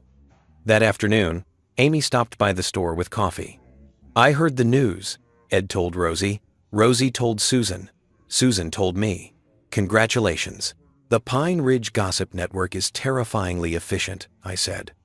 "Small town. Information travels at the speed of boredom." She handed me the coffee. "So you're staying? For now." "That's all any of us are doing. Staying for now." She leaned against the counter. "There's a town council meeting Tuesday night. Riveting stuff. They're debating whether to repair the gazebo in the park or tear it down. You should come." "Why would I want to watch people argue about a gazebo?" "Because it's hilarious. Because you'll meet more people. Because if you're going to live here, even temporarily, you might as well participate in the bizarre civic theater that is small-town politics." She grinned. "Plus there's free coffee, and Linda Martinez makes these cookies that are basically diabetes in dessert form." "You had me at cookies," I admitted. The gazebo debate. The town council met in the library, the only public building large enough to hold more than 10 people. About 40 residents showed up, which Amy informed me was a massive turnout. Usually it's just the council, a couple of concerned citizens, and Frank, who comes to every meeting to complain about property taxes. The meeting was exactly as ridiculous as Amy had promised. The gazebo in question had been built in 1952 and was now structurally unsound. Half the town wanted to restore it as a historical landmark. The other half wanted to tear it down and use the money for a new playground. Arguments were passionate and utterly disproportionate to the stakes. A woman named Gladys gave a 10-minute speech about her wedding anniversary photos taken in that gazebo in 1978. A man named Joe countered with a 5-minute rant about how gazebos were classist structures meant to exclude working people. I sat next to Amy, drinking terrible coffee and eating incredible cookies, and I laughed for the first time in a month. Really laughed. The kind of laughter that comes from your stomach and makes your eyes water. The kind that has nothing to do with anything being particularly funny, and everything to do with finally relaxing enough to find joy in absurdity. Amy looked at me and smiled. "There it is." "There what is?" "The laugh.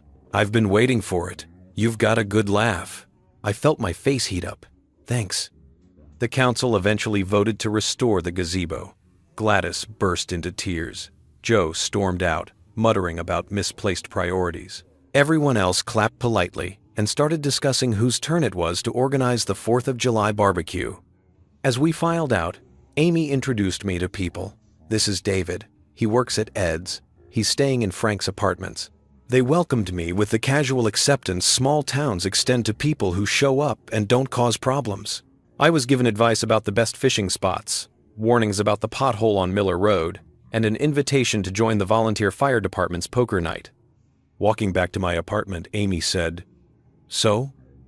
About what? That you're starting to belong here." I thought about it. Maybe.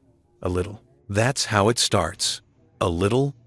Then one day you wake up and realize you know everyone's name and they know yours, and you have opinions about gazebos, and you've accidentally built a life. Is that what happened to you? More or less. I came back for 3 months. That was 6 years ago. Now I'm on the town council, and I have strong feelings about historical preservation. She laughed. Life sneaks up on you like that. We reached my building. Amy turned to face me. Can I ask you something personal? You can ask. I might not answer. Do you think you'll ever go back to wherever you came from? Whoever you left behind? The question hung in the cool evening air. I could smell pine trees and wood smoke from someone's fireplace. In the distance, a dog barked. The mountains were dark shapes against a darkening sky. No, I said. I don't think so. Sure? No, but I'm learning to live with not being sure. She nodded. That's honest. I appreciate honest. After she left, I climbed the stairs to my apartment and stood on my balcony. The stars were out, more stars than I'd ever seen when I lived in the suburbs. The Milky Way was visible, a river of light across the sky. I thought about Elena's message. 4 pages of accountability, 4 pages too late. I thought about Caitlin, angry and hurt, learning that men leave. I thought about Richard, back in Seattle, probably already forgetting about the daughter he'd swooped in to see and then abandoned again. I thought about the life I'd had 4 weeks ago and the life I was building now. And I realized something. I didn't want to go back, not because I'd stopped caring, not because the hurt had faded, but because going back would mean returning to being someone I wasn't. It would mean accepting being conditional, being bonus, being real only when it was convenient. I'd rather be alone. I'd rather work at a hardware store and attend gazebo debates and build a quiet life in a town that didn't know my history. I'd rather be no one in particular than be the wrong person in someone else's story. The package. Saturday morning. There was a package outside my door. No return address, no shipping label, just a medium-sized box with my name written on it in handwriting I recognized. Elena's handwriting. I stood there staring at it, coffee in hand, trying to decide what to do. Opening it felt dangerous, like accepting communication I'd explicitly cut off. Not opening it felt cowardly, like I was afraid of what it might contain. I compromised. I brought it inside but didn't open it. I put it on my kitchen counter and went about my day, letting it sit there like a small bomb, ticking quietly. When Amy came over that evening with Thai food, she'd driven 40 minutes to pick up from the nearest town that had a Thai restaurant. She saw the box immediately. What's that? Trouble, I said. From her? I'd told Amy the broad strokes of my situation. Not the details, not the numbers, not the exact wounds, but enough that she understood I'd left a relationship that had consumed me. Yeah. Quote, you going to open it? I don't know. We ate pad thai in silence. Then Amy said, want me to open it? I can tell you what's in it, and then you can decide if you want to actually deal with it. Would you? Sure. I'm nosy, and I have boundary issues. It's perfect. She opened the box carefully, like she was defusing a bomb. Inside was a letter, a thumb drive, and something wrapped in tissue paper. Amy read the letter first, her expression shifting from curious to sad to something I couldn't identify. Well, I asked. You should read this one, she said quietly. I think you need to. She handed me the letter. The letter was written on the back of pages I recognized, bank statements, printed emails, receipts. Elena had used our financial history as stationery, which felt either deeply symbolic or accidentally cruel. Maybe both. David, I'm writing this on the documents you left behind, the ones you used to track everything you gave us. I found them in a folder on the computer, the one in your office that I packed up after you left. I wasn't snooping. I was looking for tax documents. But I found this instead, a spreadsheet. 2 years of our life, itemized, $237,450. I sat there for 3 hours, staring at that number, cross-referencing it with our bank statements, verifying it, trying to find an error. There wasn't one. You were meticulous, as always. Every dollar accounted for, every contribution documented. I want to be angry. I want to say you were keeping score, that love shouldn't be transactional, that reducing our relationship to a spreadsheet is cold and calculating. But I can't say any of that. Because you weren't keeping score. You were just keeping records. And the records show exactly what happened. I let you fund our entire life, while treating you like you were optional. The thumb drive contains everything I found. Your spreadsheet, my own accounting of what I contributed financially over the same period. It's embarrassingly small. Copies of the text messages between Richard and me from the week before graduation, the ones where I made the decision to exclude you. I want you to see them. I want you to see, in my own words at the time, how easily I chose him over you. You should know the truth about that week. Richard didn't just show up. He called me 6 weeks before graduation. Said he wanted to reconnect. Said he'd been in therapy. Said he was trying to make amends for his absence. And I believed him. Or I wanted to believe him. Or maybe I just wanted Caitlin to have the father I'd always wished she had. We met for coffee. Just Richard and me. He cried. Actual tears. Said leaving was the biggest mistake of his life. Said he'd been young and stupid and scared. Said he wanted to be part of Caitlin's life again, if she'd let him. If I'd let him. It felt like closure, like healing, like maybe the story could have a different ending than I'd accepted. Then he asked about graduation, said he wanted to be there, and I said yes, without thinking about you, without considering what it would mean, without realizing that in that moment, I was choosing between the man who left and the man who stayed, and I chose wrong. The day of graduation, Caitlin and I were getting ready. She was nervous about seeing Richard, nervous about you being there too. Nervous about navigating both relationships in the same space. And she said so quietly I almost didn't hear it. I wish it could just be Dad. Just this once. I wish it could be like we were a normal family. I should have said, we are a normal family. David is family. Your family doesn't have to look like everyone else's family. Instead, I texted you. Made the decision in 30 seconds. Prioritized her immediate emotional comfort over your 2 years of commitment. Chose the fantasy of what Richard represented over the reality of what you'd been. I told myself I was protecting Caitlin, being a good mother, putting my daughter first. But here's what I've learned in therapy. I was protecting myself. I was protecting the story I'd been telling myself for years that Richard leaving broke our family and Richard returning could fix it. I was so invested in that narrative that I couldn't see the new family we'd actually built, the one that included you. You asked me once, remember, what I was afraid of? It was late at night. You'd been living with us for 6 months, and I'd just had a panic attack about something small, something stupid. You held me and asked what I was really afraid of. I told you I was afraid of being alone again, of having to do everything by myself again, of being abandoned again. You said, I'm not going anywhere. And I believed you, or I wanted to believe you, but I never quite trusted it. I never quite let myself believe that you'd stay. So I kept you at arm's length. I took your money, but not your love. I accepted your help, but not your partnership. I let you be part of our life without ever fully letting you into our family. Because if I didn't fully let you in, it wouldn't hurt as much when you left. Except you didn't leave. I pushed you out. The wrapped item in the box is the coffee mug. World's best bonus, Dad. Caitlin kept it after you left. Kept it on her nightstand. She'd hold it sometimes when she was crying, like it was evidence of something that used to exist. Last week she threw it against her wall and shattered it. I glued it back together.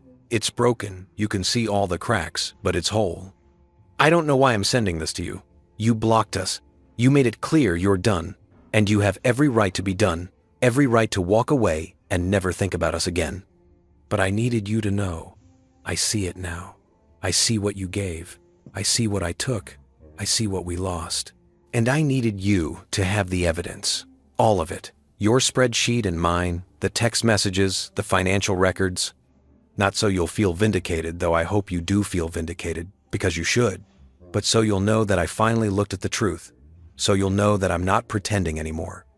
I'm not asking you to come back. I'm not asking for forgiveness. I'm not asking for anything except for you to know that you were right. About all of it. You weren't bonus. You were real. I'm sorry it took losing you to see it. Elena. I read the letter twice. My hands were shaking. Amy sat across from me, silent, giving me space. The thumb drive, I said. My voice sounded strange. Did you look? No. That felt too invasive. I plugged it into my laptop. The drive contained 5 folders: David's records, Elena's records, text messages, bank statements, photographs. I opened David's records first. It was my spreadsheet, the one I'd made in the hotel room. Every expense, every contribution, every dollar documented. $237,450. Then Elena's records. Her accounting was simpler, more painful. Total financial contribution over 24 months, $8,200. Mostly groceries and utilities for months when work was slow. The house, $0. The car, $0. College fund, $0. I paid for nothing that mattered. Text messages was worse. Screenshots of conversations between Elena and Richard dated weeks before graduation. I know this is sudden, but I really want to be there for Caitlin's graduation. I've missed so much. I don't want to miss this too.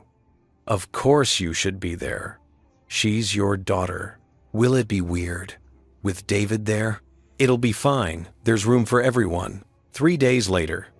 I've been thinking about the ceremony, about sitting there watching our daughter graduate. I know I have no right to ask this, but is there any way it could just be us? Just the 3 of us? Like old times? I know that sounds selfish. It does sound selfish. I know. I'm sorry. Forget I asked. 4 hours later, I talked to Caitlin. She said she'd feel more comfortable if it was just family at the ceremony. I think she means just us, you, me, and her. I don't know how to tell David. You don't have to tell him anything. I can skip it. I don't want to cause problems. No, you should be there. You're her father. I'll figure it out. The next message was the one she'd sent me, the one that had started everything. I closed the laptop, stood up, walked to the window, tried to breathe. David, Amy said softly. She chose him, I said. Before Caitlin even said anything, she'd already decided. Richard asked if it could just be the 3 of them, and Elena, she made it happen. She made Caitlin think it was her idea. You don't know that. I do know that. You can see it in the messages. Richard plants the idea. Elena thinks about it. Then she tells him, Caitlin wants it to be just family. But Caitlin never said that. Not in those words. Elena translated more comfortable into David shouldn't come because that's what Richard wanted. Amy didn't argue. She just sat there, being present while I fell apart. $237,000, I said. And she chose the man who contributed nothing, who left them, who showed up for one ceremony and then disappeared again. I laughed, but it sounded broken. I knew it. I knew it when I left. But seeing it documented, seeing the messages, seeing how easily she did it. David, sit down. You're spiraling. I sat. Amy moved next to me on the couch. She's right, I said, in the letter. She's right about everything. I was invisible. I was infrastructure. I was the foundation they built their life on, and then forgot existed. I looked at Amy. How do you do that? How do you live with someone for 2 years and not see them? I don't know, Amy said. But I know you can't control whether other people see you. You can only control whether you demand to be seen. I did demand it. By leaving. No, you demanded it by refusing to accept being invisible anymore. The leaving was just the natural consequence of them not meeting that demand. I looked at the coffee mug sitting on my counter, still wrapped in tissue paper. I couldn't bring myself to touch it. She glued it back together, I said. The mug. Caitlin shattered it, and Elena glued it back together. It's a metaphor, Amy said dryly. She's trying to tell you she knows things are broken, but they're fixable. Some things shouldn't be fixed. Some things should stay broken. Is that what you believe? I didn't answer. The photographs. Later, after Amy left, I opened the last folder on the thumb drive. Photographs. They weren't pictures I'd taken. They were pictures of me, candid shots taken over 2 years. Me cooking breakfast. Me reading on the couch. Me teaching Caitlin how to change a tire. Me painting that purple bedroom. Me at Caitlin's school play, sitting in the audience with a camera around my neck. Me asleep on the couch with a book on my chest. Hundreds of photos. Moments I hadn't known were being captured. Moments that suggested I'd been seen more than I thought.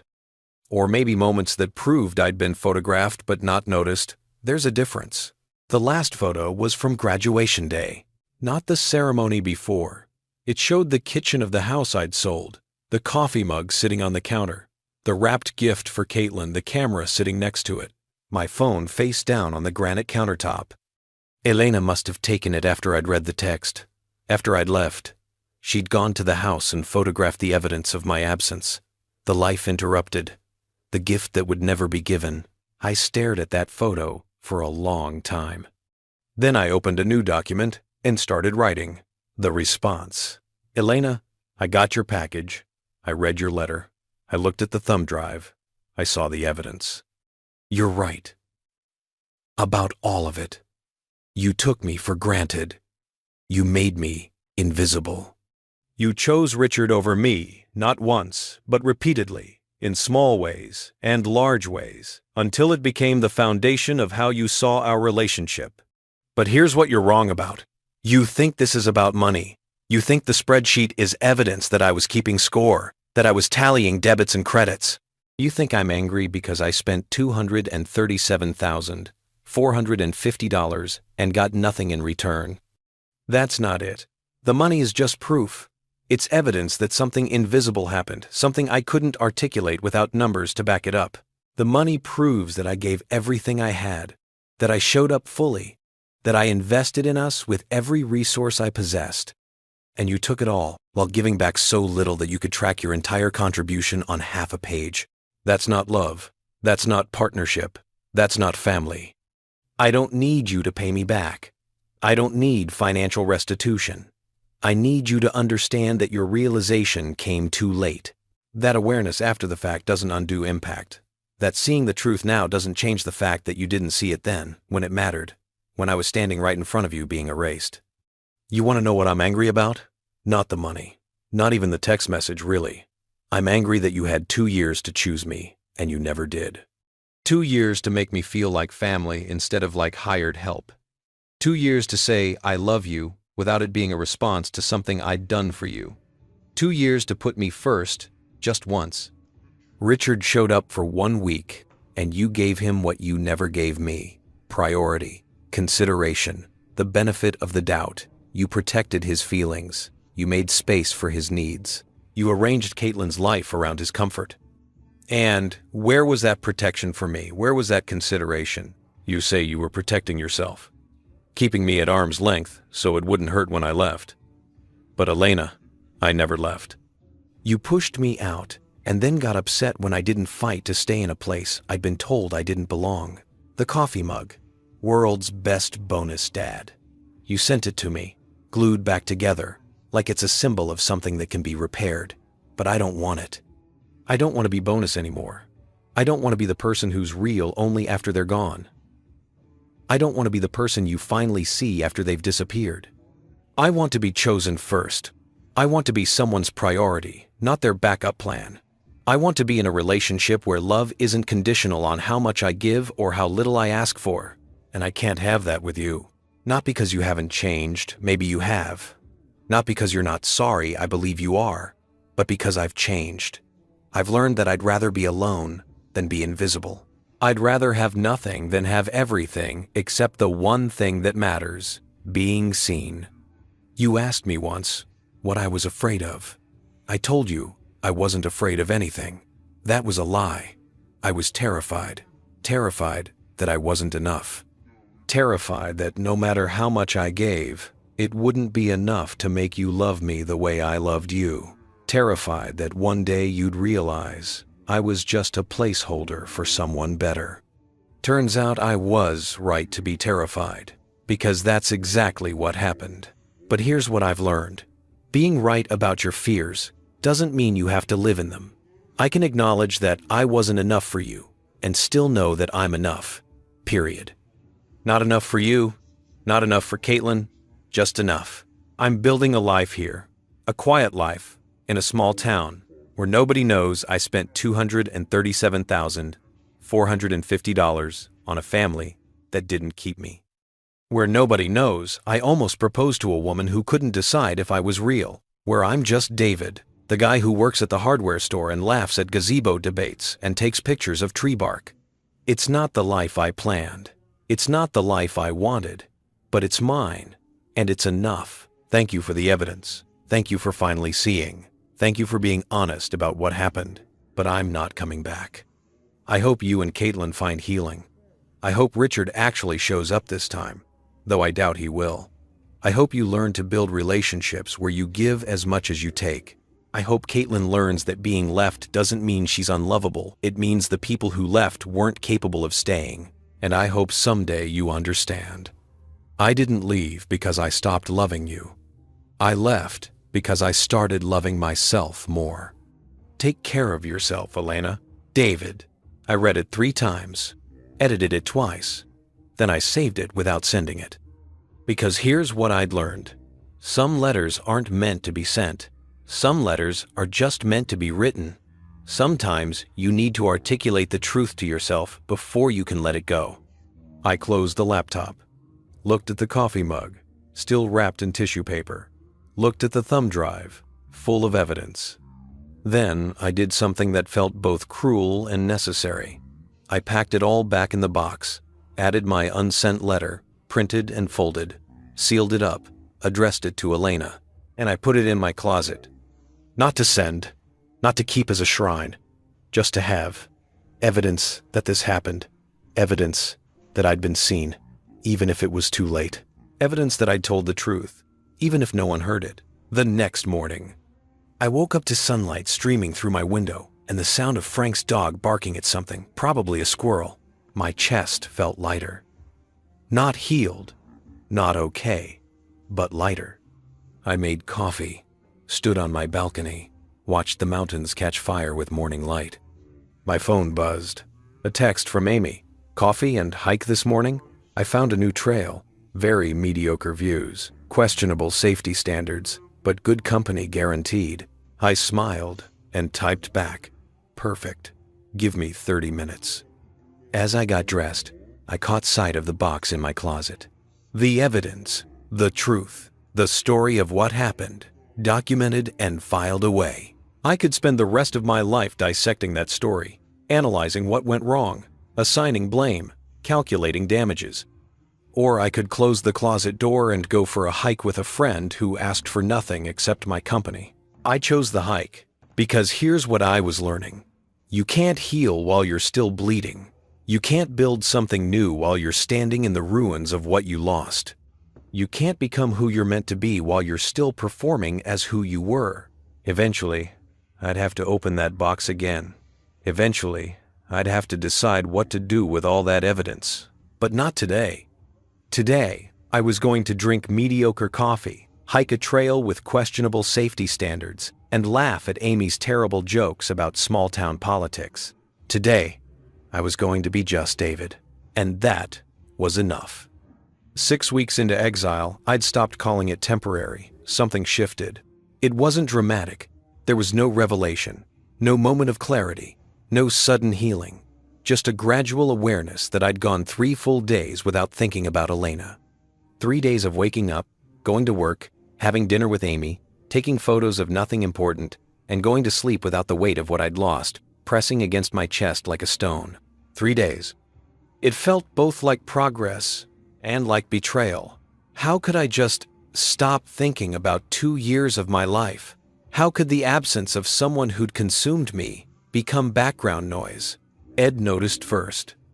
"You're whistling," he said on a Thursday morning, while I was reorganizing the screws section, a task that absolutely did not require whistling, but apparently I was doing it anyway. "Am I?" "Yeah. Take me home, country roads. You've been looping the same verse for 10 minutes. It's annoying, but also kind of nice. Means you're settling in." He handed me a coffee. "You thinking about staying permanent?" The question caught me off guard. "I don't know. Maybe. That's progress. 6 weeks ago, you would have said, definitely not. 4 weeks ago, you would have said, probably not. Now, you're at maybe. Give it another month, and you'll be arguing about the cest. Gazebo, like the rest of us. There's more gazebo drama? Always. Gladys wants to paint it white. The Historical Society says it should be the original dark green. There's going to be blood." He grinned. "Welcome to Pine Ridge, where nothing matters and everything matters too much." After Ed walked away, I stood there in the screws section, organized now by size and type, a small victory against chaos, and let myself think about it seriously. Staying, not just for now, not just until I figured out what came next, but actually staying, making a life here. The thought didn't terrify me the way it would have 2 weeks ago. The crack. Part 1. That afternoon, my phone rang. Unknown number, which I normally wouldn't answer, but something made me pick up. "David Chen?" A woman's voice. Professional. Unfamiliar. Speaking. "This is Patricia from First National Bank. We spoke several weeks ago when you closed your accounts." My stomach dropped. "Is there a problem?" "Not exactly. I'm calling because we received a wire transfer this morning intended for your old joint account with Elena Whitmore. The account no longer exists, so the transfer bounced back to the sender. I wanted to let you know in case there's an error that needs correcting." How much was the transfer? $18,000. The note said, "College fund reimbursement." I sat down on a stack of paint cans. She's trying to pay me back? That's what it appears to be. Since the account is closed, she'll need different routing information if she wants to complete the transfer. Should I provide her with your new account details? "No," I said quickly. Then, softer, "No. Thank you. I'll handle it." After I hung up, I just sat there in the paint aisle of Ed's hardware store, trying to process what had just happened. Elena was trying to give me back the college fund money, $18,000. Money I'd contributed voluntarily. Money I'd never expected to see again. Money that had been part of my investment in Caitlin's future. She was trying to make it right, trying to undo the financial imbalance, trying to prove, what? That she'd heard me? That she understood? Or was this just guilt talking, therapy-inspired restitution that looked like accountability but was really just her trying to ease her conscience? I didn't know, and I hated that I didn't know. The crack? Part 2. That evening, Amy and I were supposed to get dinner at Rosie's, but I texted her asking if we could skip it. She showed up at my apartment 20 minutes later with a 6-pack of beer and a bag of chips. "Talk," she said, settling onto my couch like she owned it. "Elena tried to wire me $18,000 today." Amy's eyebrows went up. "The college fund?" "Yeah." I explained about Patricia's call, about the bounce transfer, about how I now had to decide whether to give Elena my new banking information so she could complete the payment. "Do you want the money back?" Amy asked. "I don't know. Yes? No? It's not about the money. It was never about the money. Wasn't it a little bit about the money?" I opened a beer and thought about it. The money was evidence, proof that I'd given everything and gotten nothing back. But I didn't make that spreadsheet because I wanted reimbursement. I made it because I needed to know I wasn't crazy. I needed to see that yes, the imbalance was real. The money made it real. And now she's trying to balance it. Which feels both right and wrong. Right because she should acknowledge what I gave. Wrong because You can't retroactively fix a relationship by writing a check. Amy was quiet for a moment. Can I tell you about my divorce? Please. His name was Marcus. We met in college, got married at 24, divorced at 28. Everyone said we were too young, but we thought we knew better. She opened her own beer. Marcus was a musician, a good one, really talented. But musicians don't make money unless they're very lucky. So I worked. I paid rent. I paid bills. I funded his dreams while working a job I hated because someone had to be responsible. Sounds familiar, I said quietly. One day, 3 years into our marriage, I found out he'd been sleeping with a woman he met at a gig. When I confronted him, you know what he said? He said he'd felt invisible, that I was so busy working and managing our life that I never saw him as anything except a burden I was carrying. I looked at her. That's different from, is it? He was right, David. I had made him invisible, not because I didn't love him, but because I'd stopped seeing him as a partner and started seeing him as a project, someone to manage, someone to fund, someone to fix. She drank some beer. The affair was his fault, absolutely, but the invisibility, that was on me. What happened? End quote. What?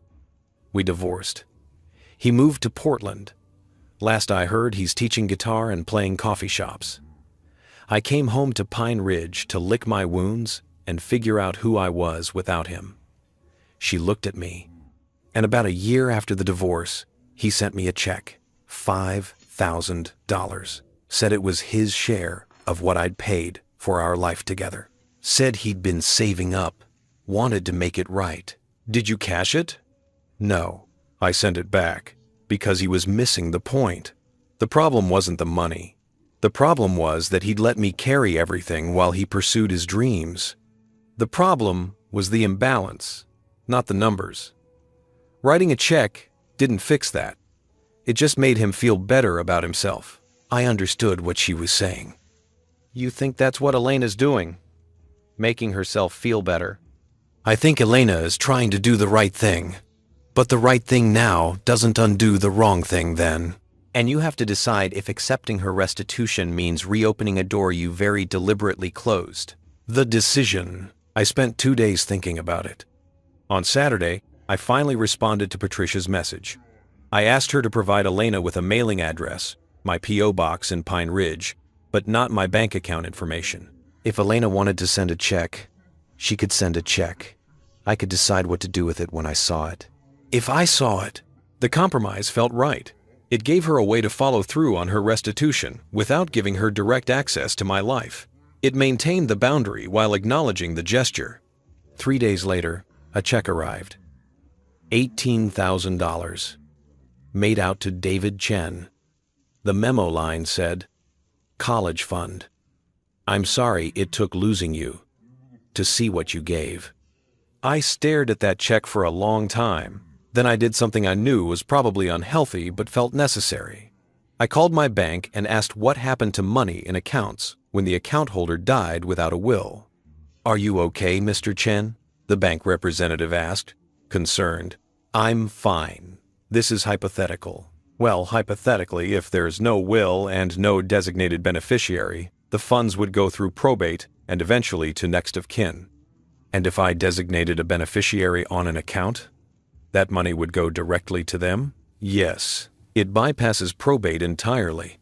I opened a new savings account that afternoon, deposited the $18,000, designated Caitlin Whitmore as the sole beneficiary.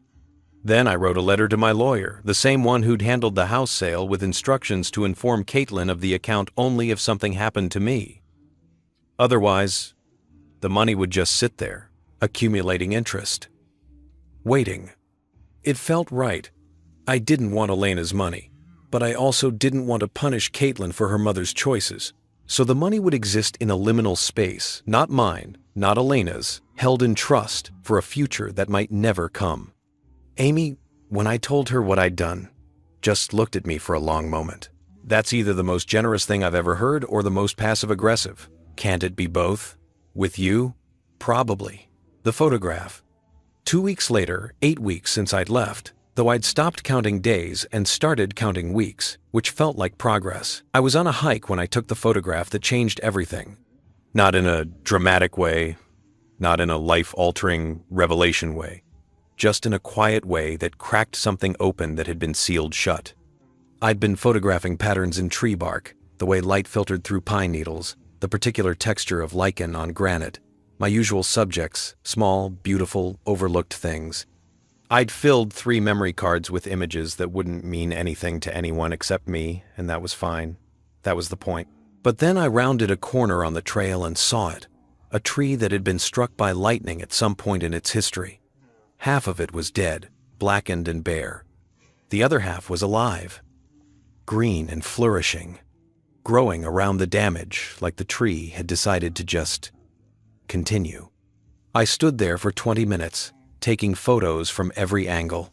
The contrast between death and life. The way the living half had adapted its shape to compensate for what was gone. The beauty in the asymmetry. When I got home and uploaded the photos, I sat there staring at them for an hour. That tree was me. Half of me was dead, the part that had loved Elena, that had wanted to be Caitlin's father, that had believed in the family we were building. That part had been struck down, burned, left for dead. But the other half was still alive, still growing, still reaching towards sunlight, even though the shape was different now, even though the growth pattern had been permanently altered. I could spend the rest of my life mourning the dead half, or I could be like the tree and just continue. The continuation. I printed the photograph, the first photo I'd printed since moving to Pine Ridge. It was a large print, 16x20, and I hung it on the wall of my apartment above the couch, where the box from Elena sat in the closet below. Amy saw it the next time she came over. "That's beautiful," she said. "When did you take this?" "Last week, up on the Miller Ridge Trail." She looked at it for a long time. "It's about you, isn't it? Is it that obvious?" "Only to someone who knows you." She turned to face me. "David, can I ask you something?" "Always. What are we doing here?" The question hung in the air between us. I knew what she was asking. We'd been having dinner 3-4 times a week, going on hikes together, spending evenings on my balcony or her porch, talking until the stars came out. She'd become the first person I thought of when something funny happened, the person whose opinion I valued, the person whose company I actively sought out. We'd been building something. I just hadn't let myself name it. "I don't know," I said honestly. "What do you want to be doing?" "I don't know either, but I think we need to figure it out." She sat down on the couch. "I like you, David. I like you a lot. You're kind, and you're funny, and you're present in a way that most people aren't. You actually listen when I talk. You remember things I tell you. You show up." "But," I prompted, "but I don't know if you're here because you want to be, or because you're running from somewhere else. I don't know if you like me, or if you like that I'm safe, that I'm uncomplicated, that I don't ask for anything you're not ready to give." Her words hit harder than I'd expected. "That's not fair, isn't it? David, you've been here for 2 months, and you still talk about it as temporary. You still have all your stuff in boxes. You haven't bought a single piece of furniture. You're living like you might leave tomorrow." "I have bought furniture," I protested weakly. "You bought a lamp. One lamp. From a yard sale. For $3. She smiled, but it was sad. "You're not committed to being here. You're not committed to building a life here. You're just pausing, waiting for something." "Waiting for what?" "I don't know. For Elena to show up? For Caitlin to apologize? For enough time to pass that going back doesn't feel like defeat? I don't know what you're waiting for, David, but I know you're waiting." I wanted to argue. I wanted to tell her she was wrong. But I looked around my apartment, the sparse furniture, the boxes still stacked in the corner, the single-framed photograph on the wall that was more about what I'd lost than what I'd found, and I couldn't. She was right. I'd been in Pine Ridge for 2 months, and I was still living like I was in exile. Still living like this was temporary. Still living like my real life was somewhere else. Paused, waiting for me to decide whether to go back to it. "I'm sorry," I said. "Don't apologize. Just figure it out. Figure out if you're here because you want to be or because you're hiding. Because, Amy, I'm not interested in being someone's distraction while they heal from someone else. You're not a distraction. Then what am I? I didn't have an answer. She stood up, and I thought she was leaving, but instead, she came and sat next to me on the couch, took my hand. I'm not saying this to hurt you. I'm saying this because I've been where you are. I've been the person who runs to a small town to hide from the wreckage of their life. And I know the difference between running away and running toward. Right now, you're running away, and that's okay. That's allowed. But eventually, you have to decide what you're running toward. What if I don't know? Then you figure it out, but you don't figure it out by staying in limbo. You don't figure it out by keeping one foot out the door. She squeezed my hand. I care about you, David, but I'm not going to fall for someone who's still in love with their past. I'm not in love with Elena, I said. Maybe not, but you're not over her either. And until you are, there's no room for anyone else.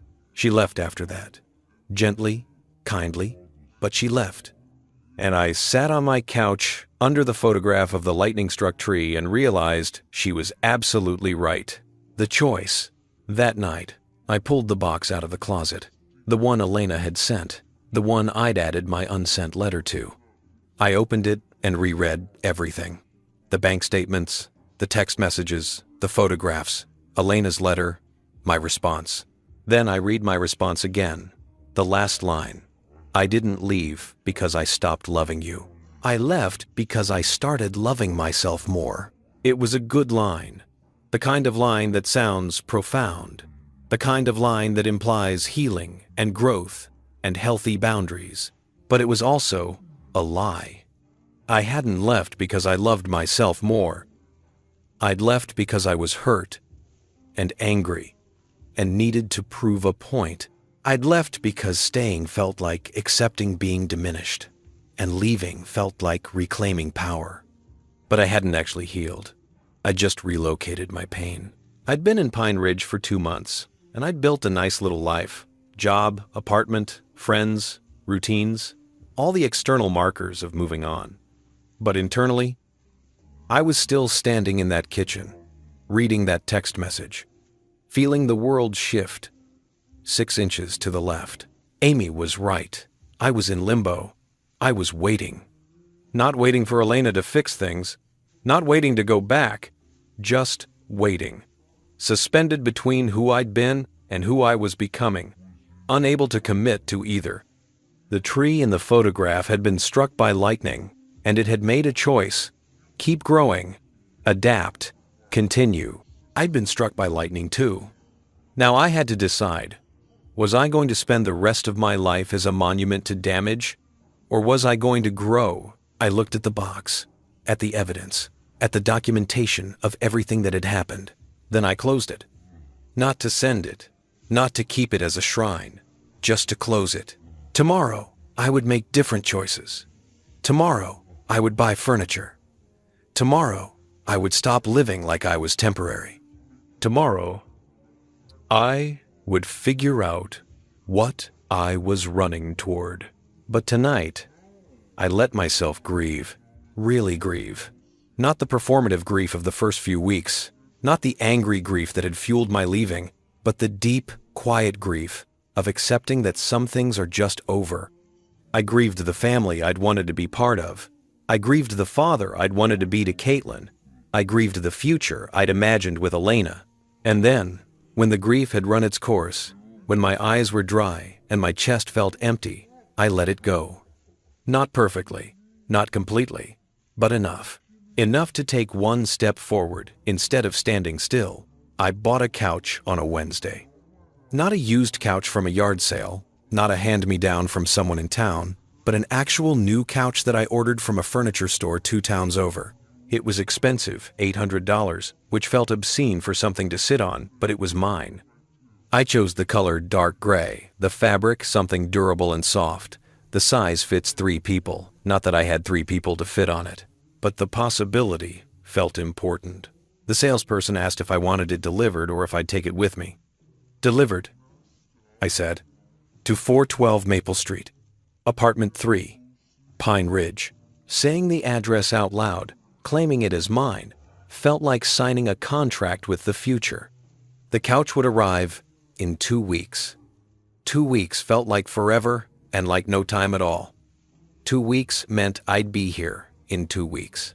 I'd still be in Pine Ridge, still be in this apartment, still be building this life. I wasn't running anymore. If you've ever made the decision to stop running, you know it's both terrifying and exhilarating. Like stepping off a moving train, you have no idea if you'll land safely or break every bone in your body. But staying on the train definitely wasn't working, so you jump and you hope. I was jumping. The furniture. After the couch, I bought other things. A bookshelf from the antique store on Main Street. Solid oak, probably 80 years old, with the kind of craftsmanship that doesn't exist anymore. A kitchen table from a woman selling her late husband's workshop equipment. Hand-built maple with joints so tight you couldn't slide paper between them. A real bed frame to replace the box spring and mattress I'd been sleeping on directly on the floor. Each purchase felt like an anchor. Heavy, permanent, real. Ed noticed the change immediately. "You're nesting," he said, watching me measure a spot in my apartment for the bookshelf during my lunch break. "I'm what?" "Nesting. It's what birds do when they decide a place is home. They stop just perching, and they start building." He handed me a level. "Make sure it's straight, or it'll drive you crazy every time you look at it." I leveled the bookshelf carefully, anchored it to the wall, and then spent an hour arranging books I'd had in boxes for 2 months. Photography books, novels, the self-help book Amy had recommended that I still hadn't finished. Seeing them on shelves instead of in cardboard made them feel real again.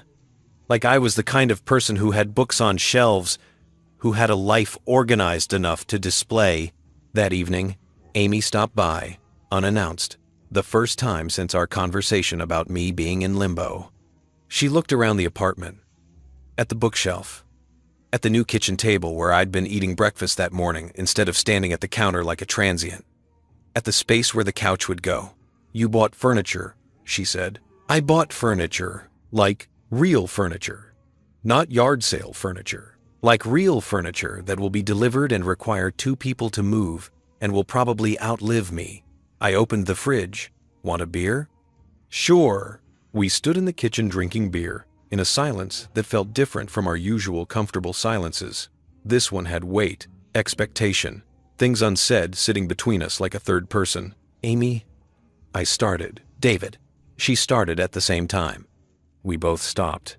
Both laughed awkward, nervous laughter that broke some of the tension. "You first," I said. She took a breath. "I'm sorry about what I said last week. About you being in limbo. About not being committed. It wasn't fair of me to put that pressure on you. You've been here 2 months. 2 months. And I'm acting like you owe me some grand declaration of permanence when you're still figuring out how to exist after having your life blown up." "You weren't wrong, though," I said. I was in limbo. I was waiting. I was living like I might leave any day. I gestured around the apartment. "This is me trying to stop waiting." "I can see that," she smiled.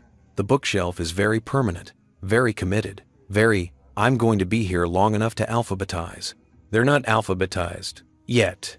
Give it a week." We both laughed, and this time, it felt real. The tension eased. "I like you, Amy," I said. "I like you in a way that scares me, because I'm not sure I know how to do this right. How to be present with someone new when I'm still processing someone old. How to be fair to you when I'm still figuring out who I am without her. So don't try to do it right. Just try to do it honestly." She set down her beer. "I'm not asking you to have all the answers, David.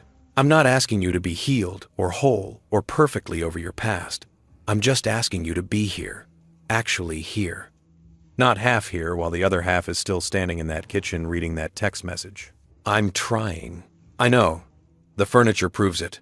She looked at me seriously. "But I need you to know something. I'm not interested in being your rebound. I'm not interested in being the person who helps you get over Elena so you can go find someone else. If we're doing this, whatever this is, I need to know you're doing it because you want me, not because I'm convenient or safe or available." "You're not convenient," I said. "You're terrifying. You see through all my bullshit, and you call me out on it, and you make me want to be better, which is possibly the least convenient thing in my life right now." She smiled. That's the nicest thing anyone's ever said to me. I mean it. You scare the hell out of me. But in a good way. In a way that makes me think maybe I could actually do this. Build something real. Something that's not just me performing the role of partner, but actually being one. Can I kiss you? She asked. The question hung in the air for 3 heartbeats. Yes, I said. She kissed me. Soft at first, tentative, like she was asking permission with every movement. Then deeper, more certain, when I kissed her back. We stood there in my small kitchen with empty beer bottles on the new table and boxes still stacked in the corner and the ghost of Elena's letters sitting in the closet, and we kissed like 2 people who'd been waiting for permission to want something. When we pulled apart, Amy was smiling. Well, that was overdue. Very overdue, I agreed. Are we doing this then? Actually doing this? I looked around my apartment at the evidence of permanence, at the life I was building, at this woman who'd shown up with sandwiches when I was drowning and had been showing up ever since. Yeah, I said. I think we are. The test. 3 days later, a Saturday, the kind of perfect October day where the air smells like wood smoke and fallen leaves, I got a phone call from a number I didn't recognize, out-of-state area code. I almost didn't answer. David, this is Karen, Elena's sister. My stomach dropped. How did you get this number? From Patricia at the bank. She gave Elena a P.O. box, but Elena asked if there was a phone number, and Patricia, I think she felt bad. She gave me your number, but not Elena. I promised I'd only use it if it was an emergency. Is it an emergency? Silence. Then, Caitlin tried to kill herself. The words hit like a physical blow. I sat down hard on the floor, right where I was standing. What? 2 days ago. Pills. Elena found her in time, got her to the hospital. She's okay physically. But David, she's not okay. She keeps saying it's her fault you left. She keeps saying everyone leaves, and she ruins everything, and she just wanted it to stop. I couldn't breathe. The apartment was suddenly too small, too bright, too real. David, are you there? I'm here, I managed. Where is she now? Inpatient psychiatric facility. 72-hour hold, but they'll probably keep her longer. Elena is a wreck. Richard showed up for 1 day, said all the right things, then flew back to Seattle for work commitments. So it's just Elena, sitting in that hospital room, watching her daughter, and probably wondering where everything went wrong. Why are you calling me? I asked. Not cruelly. I genuinely wanted to know. Because Caitlin asked for you. In the hospital, when she woke up, she asked if you were there. Elena told her no, explained that you'd left, that you'd moved away. And Caitlin just shut down. Hasn't spoken to Elena since. But she drew something, gave it to her therapist. It was a picture of that purple bedroom, the one you painted. I remembered that weekend. 3 coats of the most obnoxious purple paint in existence. Caitlin had been so specific about the shade, not lavender, not violet, but this particular purple that we'd had to go to 3 different stores to find. I'd spent 2 days painting while she sat on the floor doing homework and telling me about her hopes for college, about the art program she wanted to get into, about how this room felt like the first space that was really hers. Karen, I'm not asking you to come back. I'm not asking you to fix this. I'm just asking you to know, because Elena won't tell you. She thinks she's already asked too much, taken too much. But I thought you deserved to know that this happened, that Caitlin is hurting, that maybe, if you wanted to, you could. I don't know, send a card, write a letter, something to let her know she didn't ruin your life? She didn't ruin my life, I said automatically. Tell her that, not me. After Karen hung up, I sat on the floor of my apartment for an hour, maybe longer. Time felt strange, elastic, meaningless. Caitlin had tried to kill herself, 17 years old, and she'd decided the world was better without her in it. Because of me? Because I'd left? Or because of 1,000 other things, her father's abandonment, her mother's choices, her own depression and anxiety that had probably been there long before I showed up and long after I left? I didn't know, but I knew I couldn't ignore it. The letter. I called Amy. She came over immediately, found me still sitting on the floor. What happened? I told her. Everything. The phone call, Caitlin, the hospital, the purple bedroom. She sat down next to me, didn't say anything for a long time, just sat there, being present. Finally, what are you going to do? I don't know. Part of me wants to get in my truck and drive there and make sure she's okay. Part of me knows that's the worst possible thing I could do, show up like some white knight, reinforce the idea that men who leave can come back whenever it's dramatic enough. Those are both valid responses. They contradict each other. Welcome to being human. We contain multitudes of contradictions. She took my hand. What does the non-contradictory part of you want to do? I thought about it. I want her to know she didn't destroy me. I want her to know that leaving wasn't about her. I want her to know that she's allowed to make mistakes without people abandoning her forever. So tell her that. How? Write her a letter, not to Elena, to Caitlin directly. Say what you need to say, then decide whether to send it. So I wrote a letter. It took 6 hours and 14 drafts, but I finally got it right. Dear Caitlin, I heard about what happened. I need you to know something, and I need you to believe it. This is not your fault. You didn't drive me away. You didn't ruin anything. You made a mistake. You asked for your father at graduation, and your mom made decisions based on that. But Caitlin, you're 17. You're allowed to make mistakes. You're allowed to want your father in your life. You're allowed to hope that maybe this time he'd show up and stay. I left because I needed to, not because of you, because I was disappearing in a relationship that wasn't working, because I was giving everything and getting back very little, because I needed to remember who I was when I wasn't constantly trying to prove I belonged. That's not your responsibility. It was never your responsibility to make me feel like family. That was your mom's job, and mine, and we both failed at it in different ways. I want you to understand something important. When people leave your life, it's not always about you. Sometimes it's about them. Sometimes they leave because staying is slowly killing them. Sometimes they leave because they don't know any other way to save themselves. Your dad left when you were 4. That was about him, about his inability to handle responsibility, his fear, his selfishness. It had nothing to do with whether you were lovable or worthy or good enough. I left when you were 17.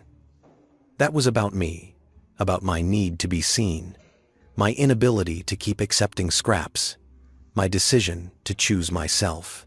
It also had nothing to do with whether you were lovable or worthy or good enough. You are lovable. You are worthy. You are more than good enough. I need you to know that I don't regret the time we spent together. I don't regret painting your purple room or teaching you to change a tire or sitting through terrible movies because you love them. I don't regret buying you that camera or helping with your college essays or any of it. I regret how it ended. I regret that my leaving hurt you. I regret that I didn't find a way to leave the situation with your mom without leaving you too. But I don't regret knowing you. You made my life better, Caitlin. Please believe that. I'm writing this from a small town where I work at a hardware store and hike in the mountains, and I'm learning how to build a life that's mine. It's quiet here.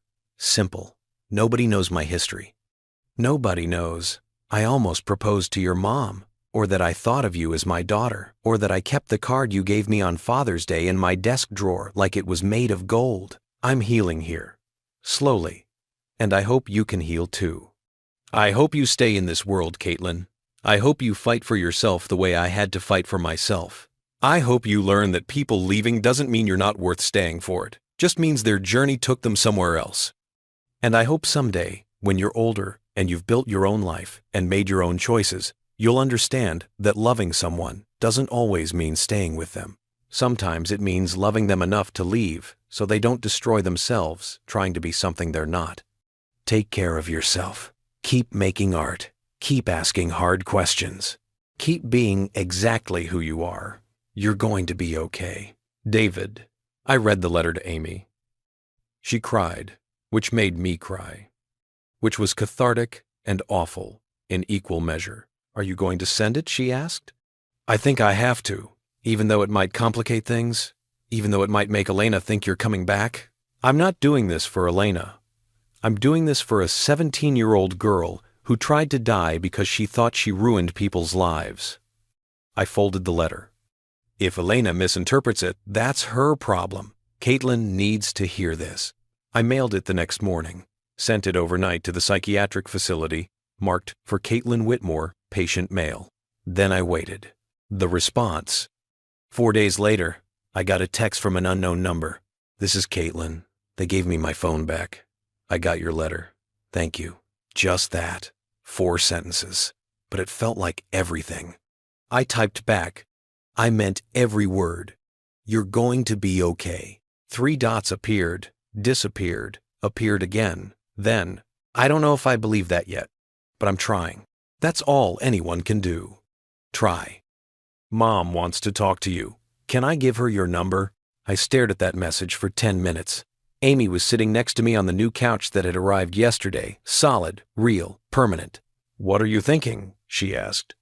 I'm thinking that I spent 2 months building walls to keep Elena out, and now those walls are about to be tested. You don't have to say yes. I know. But I also knew that some conversations were inevitable, that you could run from them for a while, but eventually they caught up to you. That closure wasn't something that happened to you, it was something you chose. I typed back, you can give her my number. But Caitlin, this doesn't mean I'm coming back. It just means I'm willing to talk. I understand. Thank you for writing to me. Thank you for not hating me. I could never hate you. The 3 dots appeared one more time. Then, Mom says the camera you bought me for graduation is still wrapped. She saved it. She says you can have it back if you want. I thought about that camera. The vintage Leica I'd found after months of searching. The gift I'd wrapped so carefully that had been sitting on the kitchen counter when I'd left. Tell her to give it to you for your 18th birthday. It was always meant to be yours. Are you sure? Completely sure. A pause. Then, I'm sorry I called my dad, my real dad. You were more real than he ever was. I read that message 3 times. Then I closed my eyes and let myself feel the grief of it.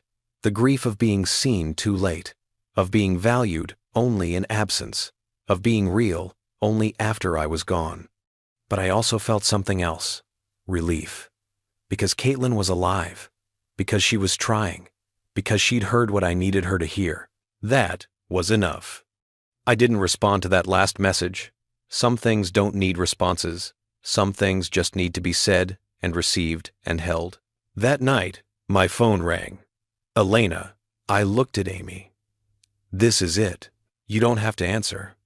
I know, but I think I need to. She kissed my forehead. I'll be right here when you're done. I answered on the 4th ring. David, Elena said, and her voice was broken in ways I'd never heard before. Thank you for the letter. Thank you for not hating us. Thank you for… Elena, I interrupted gently. We need to talk. But not tonight. Not when emotions are this raw. Let Caitlin heal. Let yourself breathe. And then, if you still want to talk, we'll talk. Okay, she whispered. Okay, David, I'm sorry. For all of it. I know you are. We'll talk soon. I hung up before the conversation could go anywhere that would undo the boundaries I'd built. Amy pulled me close. We sat on the new couch in the apartment I'd committed to, and I let myself be held. You okay? She asked. I will be, I said. And I meant it. Elena called 3 weeks later. 3 weeks of Caitlin in intensive outpatient therapy. 3 weeks of me building my life in Pine Ridge, going to work, having dinner with Amy, hiking on weekends, slowly becoming someone who belonged somewhere. 3 weeks of my phone sitting silent, except for occasional updates from Caitlin's unknown number. Feeling better today. Therapist says I'm making progress. Started sketching again. Each message was a small relief. Each one proved she was still fighting. When Elena's name appeared on my screen on a Tuesday evening, I was ready, or as ready as I'd ever be. Hi, I said. Hi. Her voice was steadier than last time. Is now okay? To talk? Now's okay. Amy squeezed my hand and moved to the kitchen, giving me space but staying close enough that I could see her if I needed the anchor of her presence. "I've been in therapy," Elena started, "twice a week. Dr. Morrison, my therapist, she's been helping me understand a lot of things. About why I made the choices I made, about how I treated you, about what I need to take responsibility for." "Okay," I said, "just that. Not helping her, not filling the silence, letting her do the work." She asked me to identify what I wanted from this conversation. She said I needed to know what I was trying to accomplish before I called you, so I thought about it. "And David, I'm not calling to ask you to come back. I'm not calling to try to fix what I broke. I'm calling to tell you that I understand now. I understand what I did, and I'm sorry. Thank you for saying that. I need you to know Caitlin's suicide attempt wasn't your fault. It wasn't because you left. It was because of depression she's had for years that I didn't see. Because of Richard's abandonment that I minimized. Because of my own inability to create a stable home even when I had someone willing to help me build one. The therapist said Caitlin was a house with a cracked foundation, and your leaving was just the earthquake that made the damage visible." The metaphor was mixed, but I understood what she meant. "How is she?" "Better. Not good, but better. She's on medication now. She's in therapy 4 times a week. She's started drawing again. She drew the purple bedroom from memory. Every detail perfect. She hung it above her bed in the hospital." Elena's voice cracked. "She loved you, David. Loves you. In the way a daughter loves a father. And I took that from both of you because I was too scared to let you be real." I felt the words land in my chest, like stones. Heavy. "True, I know," I said quietly. "The night you left after I went to your hotel room and you wouldn't open the door, I drove back to the house. Our house, your house, and I walked through every room looking for you. Your coffee mug on the counter, your jacket on the chair, your books on the shelf, and I realized you'd been everywhere. You'd been in every corner of our life, and I'd never once stopped to think about what would happen if you weren't there anymore." "Elena, let me finish, please." She took a breath. "Dr. Morrison asked me why I never told you I loved you. I said I did tell you." And she pulled out her notes. I'd been journaling, she'd been reading them, and she showed me. "In 2 years, I said I love you exactly 4 times. And every single time, it was after you'd done something for us. After you paid for something. After you fixed something. After you solved a problem. The fact that she'd counted too, that she'd noticed the same thing I had, was somehow worse than if she'd been oblivious. I loved what you did," she continued. "I didn't love who you were, and that's unforgivable." "It's not unforgivable," I said, surprising myself. "It's human. It's what happens when someone is so used to surviving alone that they forget how to be part of a team." "You survived 8 years as a single parent, Elena. You learned to see people as either obstacles or resources. I became a resource. That's not evil. It's just sad." "You're being too kind." "I'm not being kind. I'm being honest." I looked at Amy in the kitchen, pretending not to listen while absolutely listening. "I've had 3 months to think about this, to be angry, to process. And here's what I learned. You're not a villain. You're just someone who was doing the best you could with the tools you had. And your tools weren't good enough for what I needed. What did you need?" And the question sat between us like a challenge. "I needed to be chosen," I said. "Just once. I needed you to pick me over comfort, over convenience, over Richard's ghost.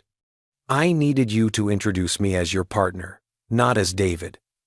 I needed you to say, 'I love you,' because you felt it. Not because I'd earned it. I needed to be seen." Silence. Then, quietly, "I see you now. I know you do. But Elena, seeing me now doesn't help me then. And I can't go back to being who I was then, the person who accepted scraps and called it a feast. I can't unknow what I know now, which is that I deserve to be someone's first choice, that I deserve a relationship where love isn't conditional on performance, that I deserve to be visible even when I'm not useful. I paused. And I've found that here. In Pine Ridge, in myself. And yeah, in Pine Ridge. In my job at the hardware store. In my apartment with furniture. I actually chose, in my relationship with someone who sees me, even when I'm not doing anything except existing. You're seeing someone. It wasn't a question. I am. Are you happy? I thought about Amy. About the way she showed up with sandwiches and terrible jokes. About how she called me out when I was spiraling and celebrated when I bought a couch. About how being with her felt easy in a way that being with Elena never had. I'm getting there, I said. Good. That's good. Elena's voice was thick. David, I need to ask you something. And you can say no. You probably should say no. But I need to ask. Okay. Caitlin's 18th birthday is in 2 months. She wants you there. Not me asking her asking. She wants you to see her blow out candles on a cake, and she wants to thank you for the camera, and she wants closure, I think. Or maybe just to see you one more time. My heart started racing. Elena, I know I have no right to ask. I know you've moved on. I know this is asking you to reopen a wound you've been trying to heal. But she asked me to ask you, and I promised her I would. I closed my eyes, thought about Caitlin in a hospital bed, Caitlin drawing the purple bedroom, Caitlin saying, "You were more real than he ever was." Can I think about it? Of course, there's no pressure. Well, there's some pressure, but you don't have to say yes. You can say no, and that's okay, and we'll figure it out. Elena, I said gently, you're spiraling. I know. I do that now. Therapy is making me aware of all my patterns, and it's exhausting. Despite everything, I smiled. Keep going to therapy. Keep working on yourself. Keep being there for Caitlin. That's what matters. Will you think about the birthday? I'll think about it. Thank you for everything, for the letter to Caitlin, for this conversation, for not hating us. I don't hate you, Elena. I just can't be with you. I know. I understand. I needed you to know that I finally see it. I see what I lost, and I'm sorry I couldn't see it when it mattered. Me too, I said. After we hung up, I sat there holding my phone. Amy came and sat next to me. Well? She asked. She wants me to go to Caitlin's 18th birthday. Do you want to go? I don't know. Part of me does. Part of me thinks it's a terrible idea. Both can be true. I'm really tired of containing contradictions, I said. Amy laughed. Welcome to the rest of your life. I leaned into her. If I go, and that's a big if, would you come with me? She pulled back to look at me. You want me to meet your ex and her daughter?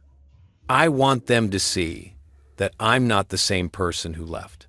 I want them to see that I've built something real. And I want you there because I tried to find the words, because you make me braver than I am alone. That's either the sweetest thing you've ever said or the most codependent. Can't it be both? She kissed me.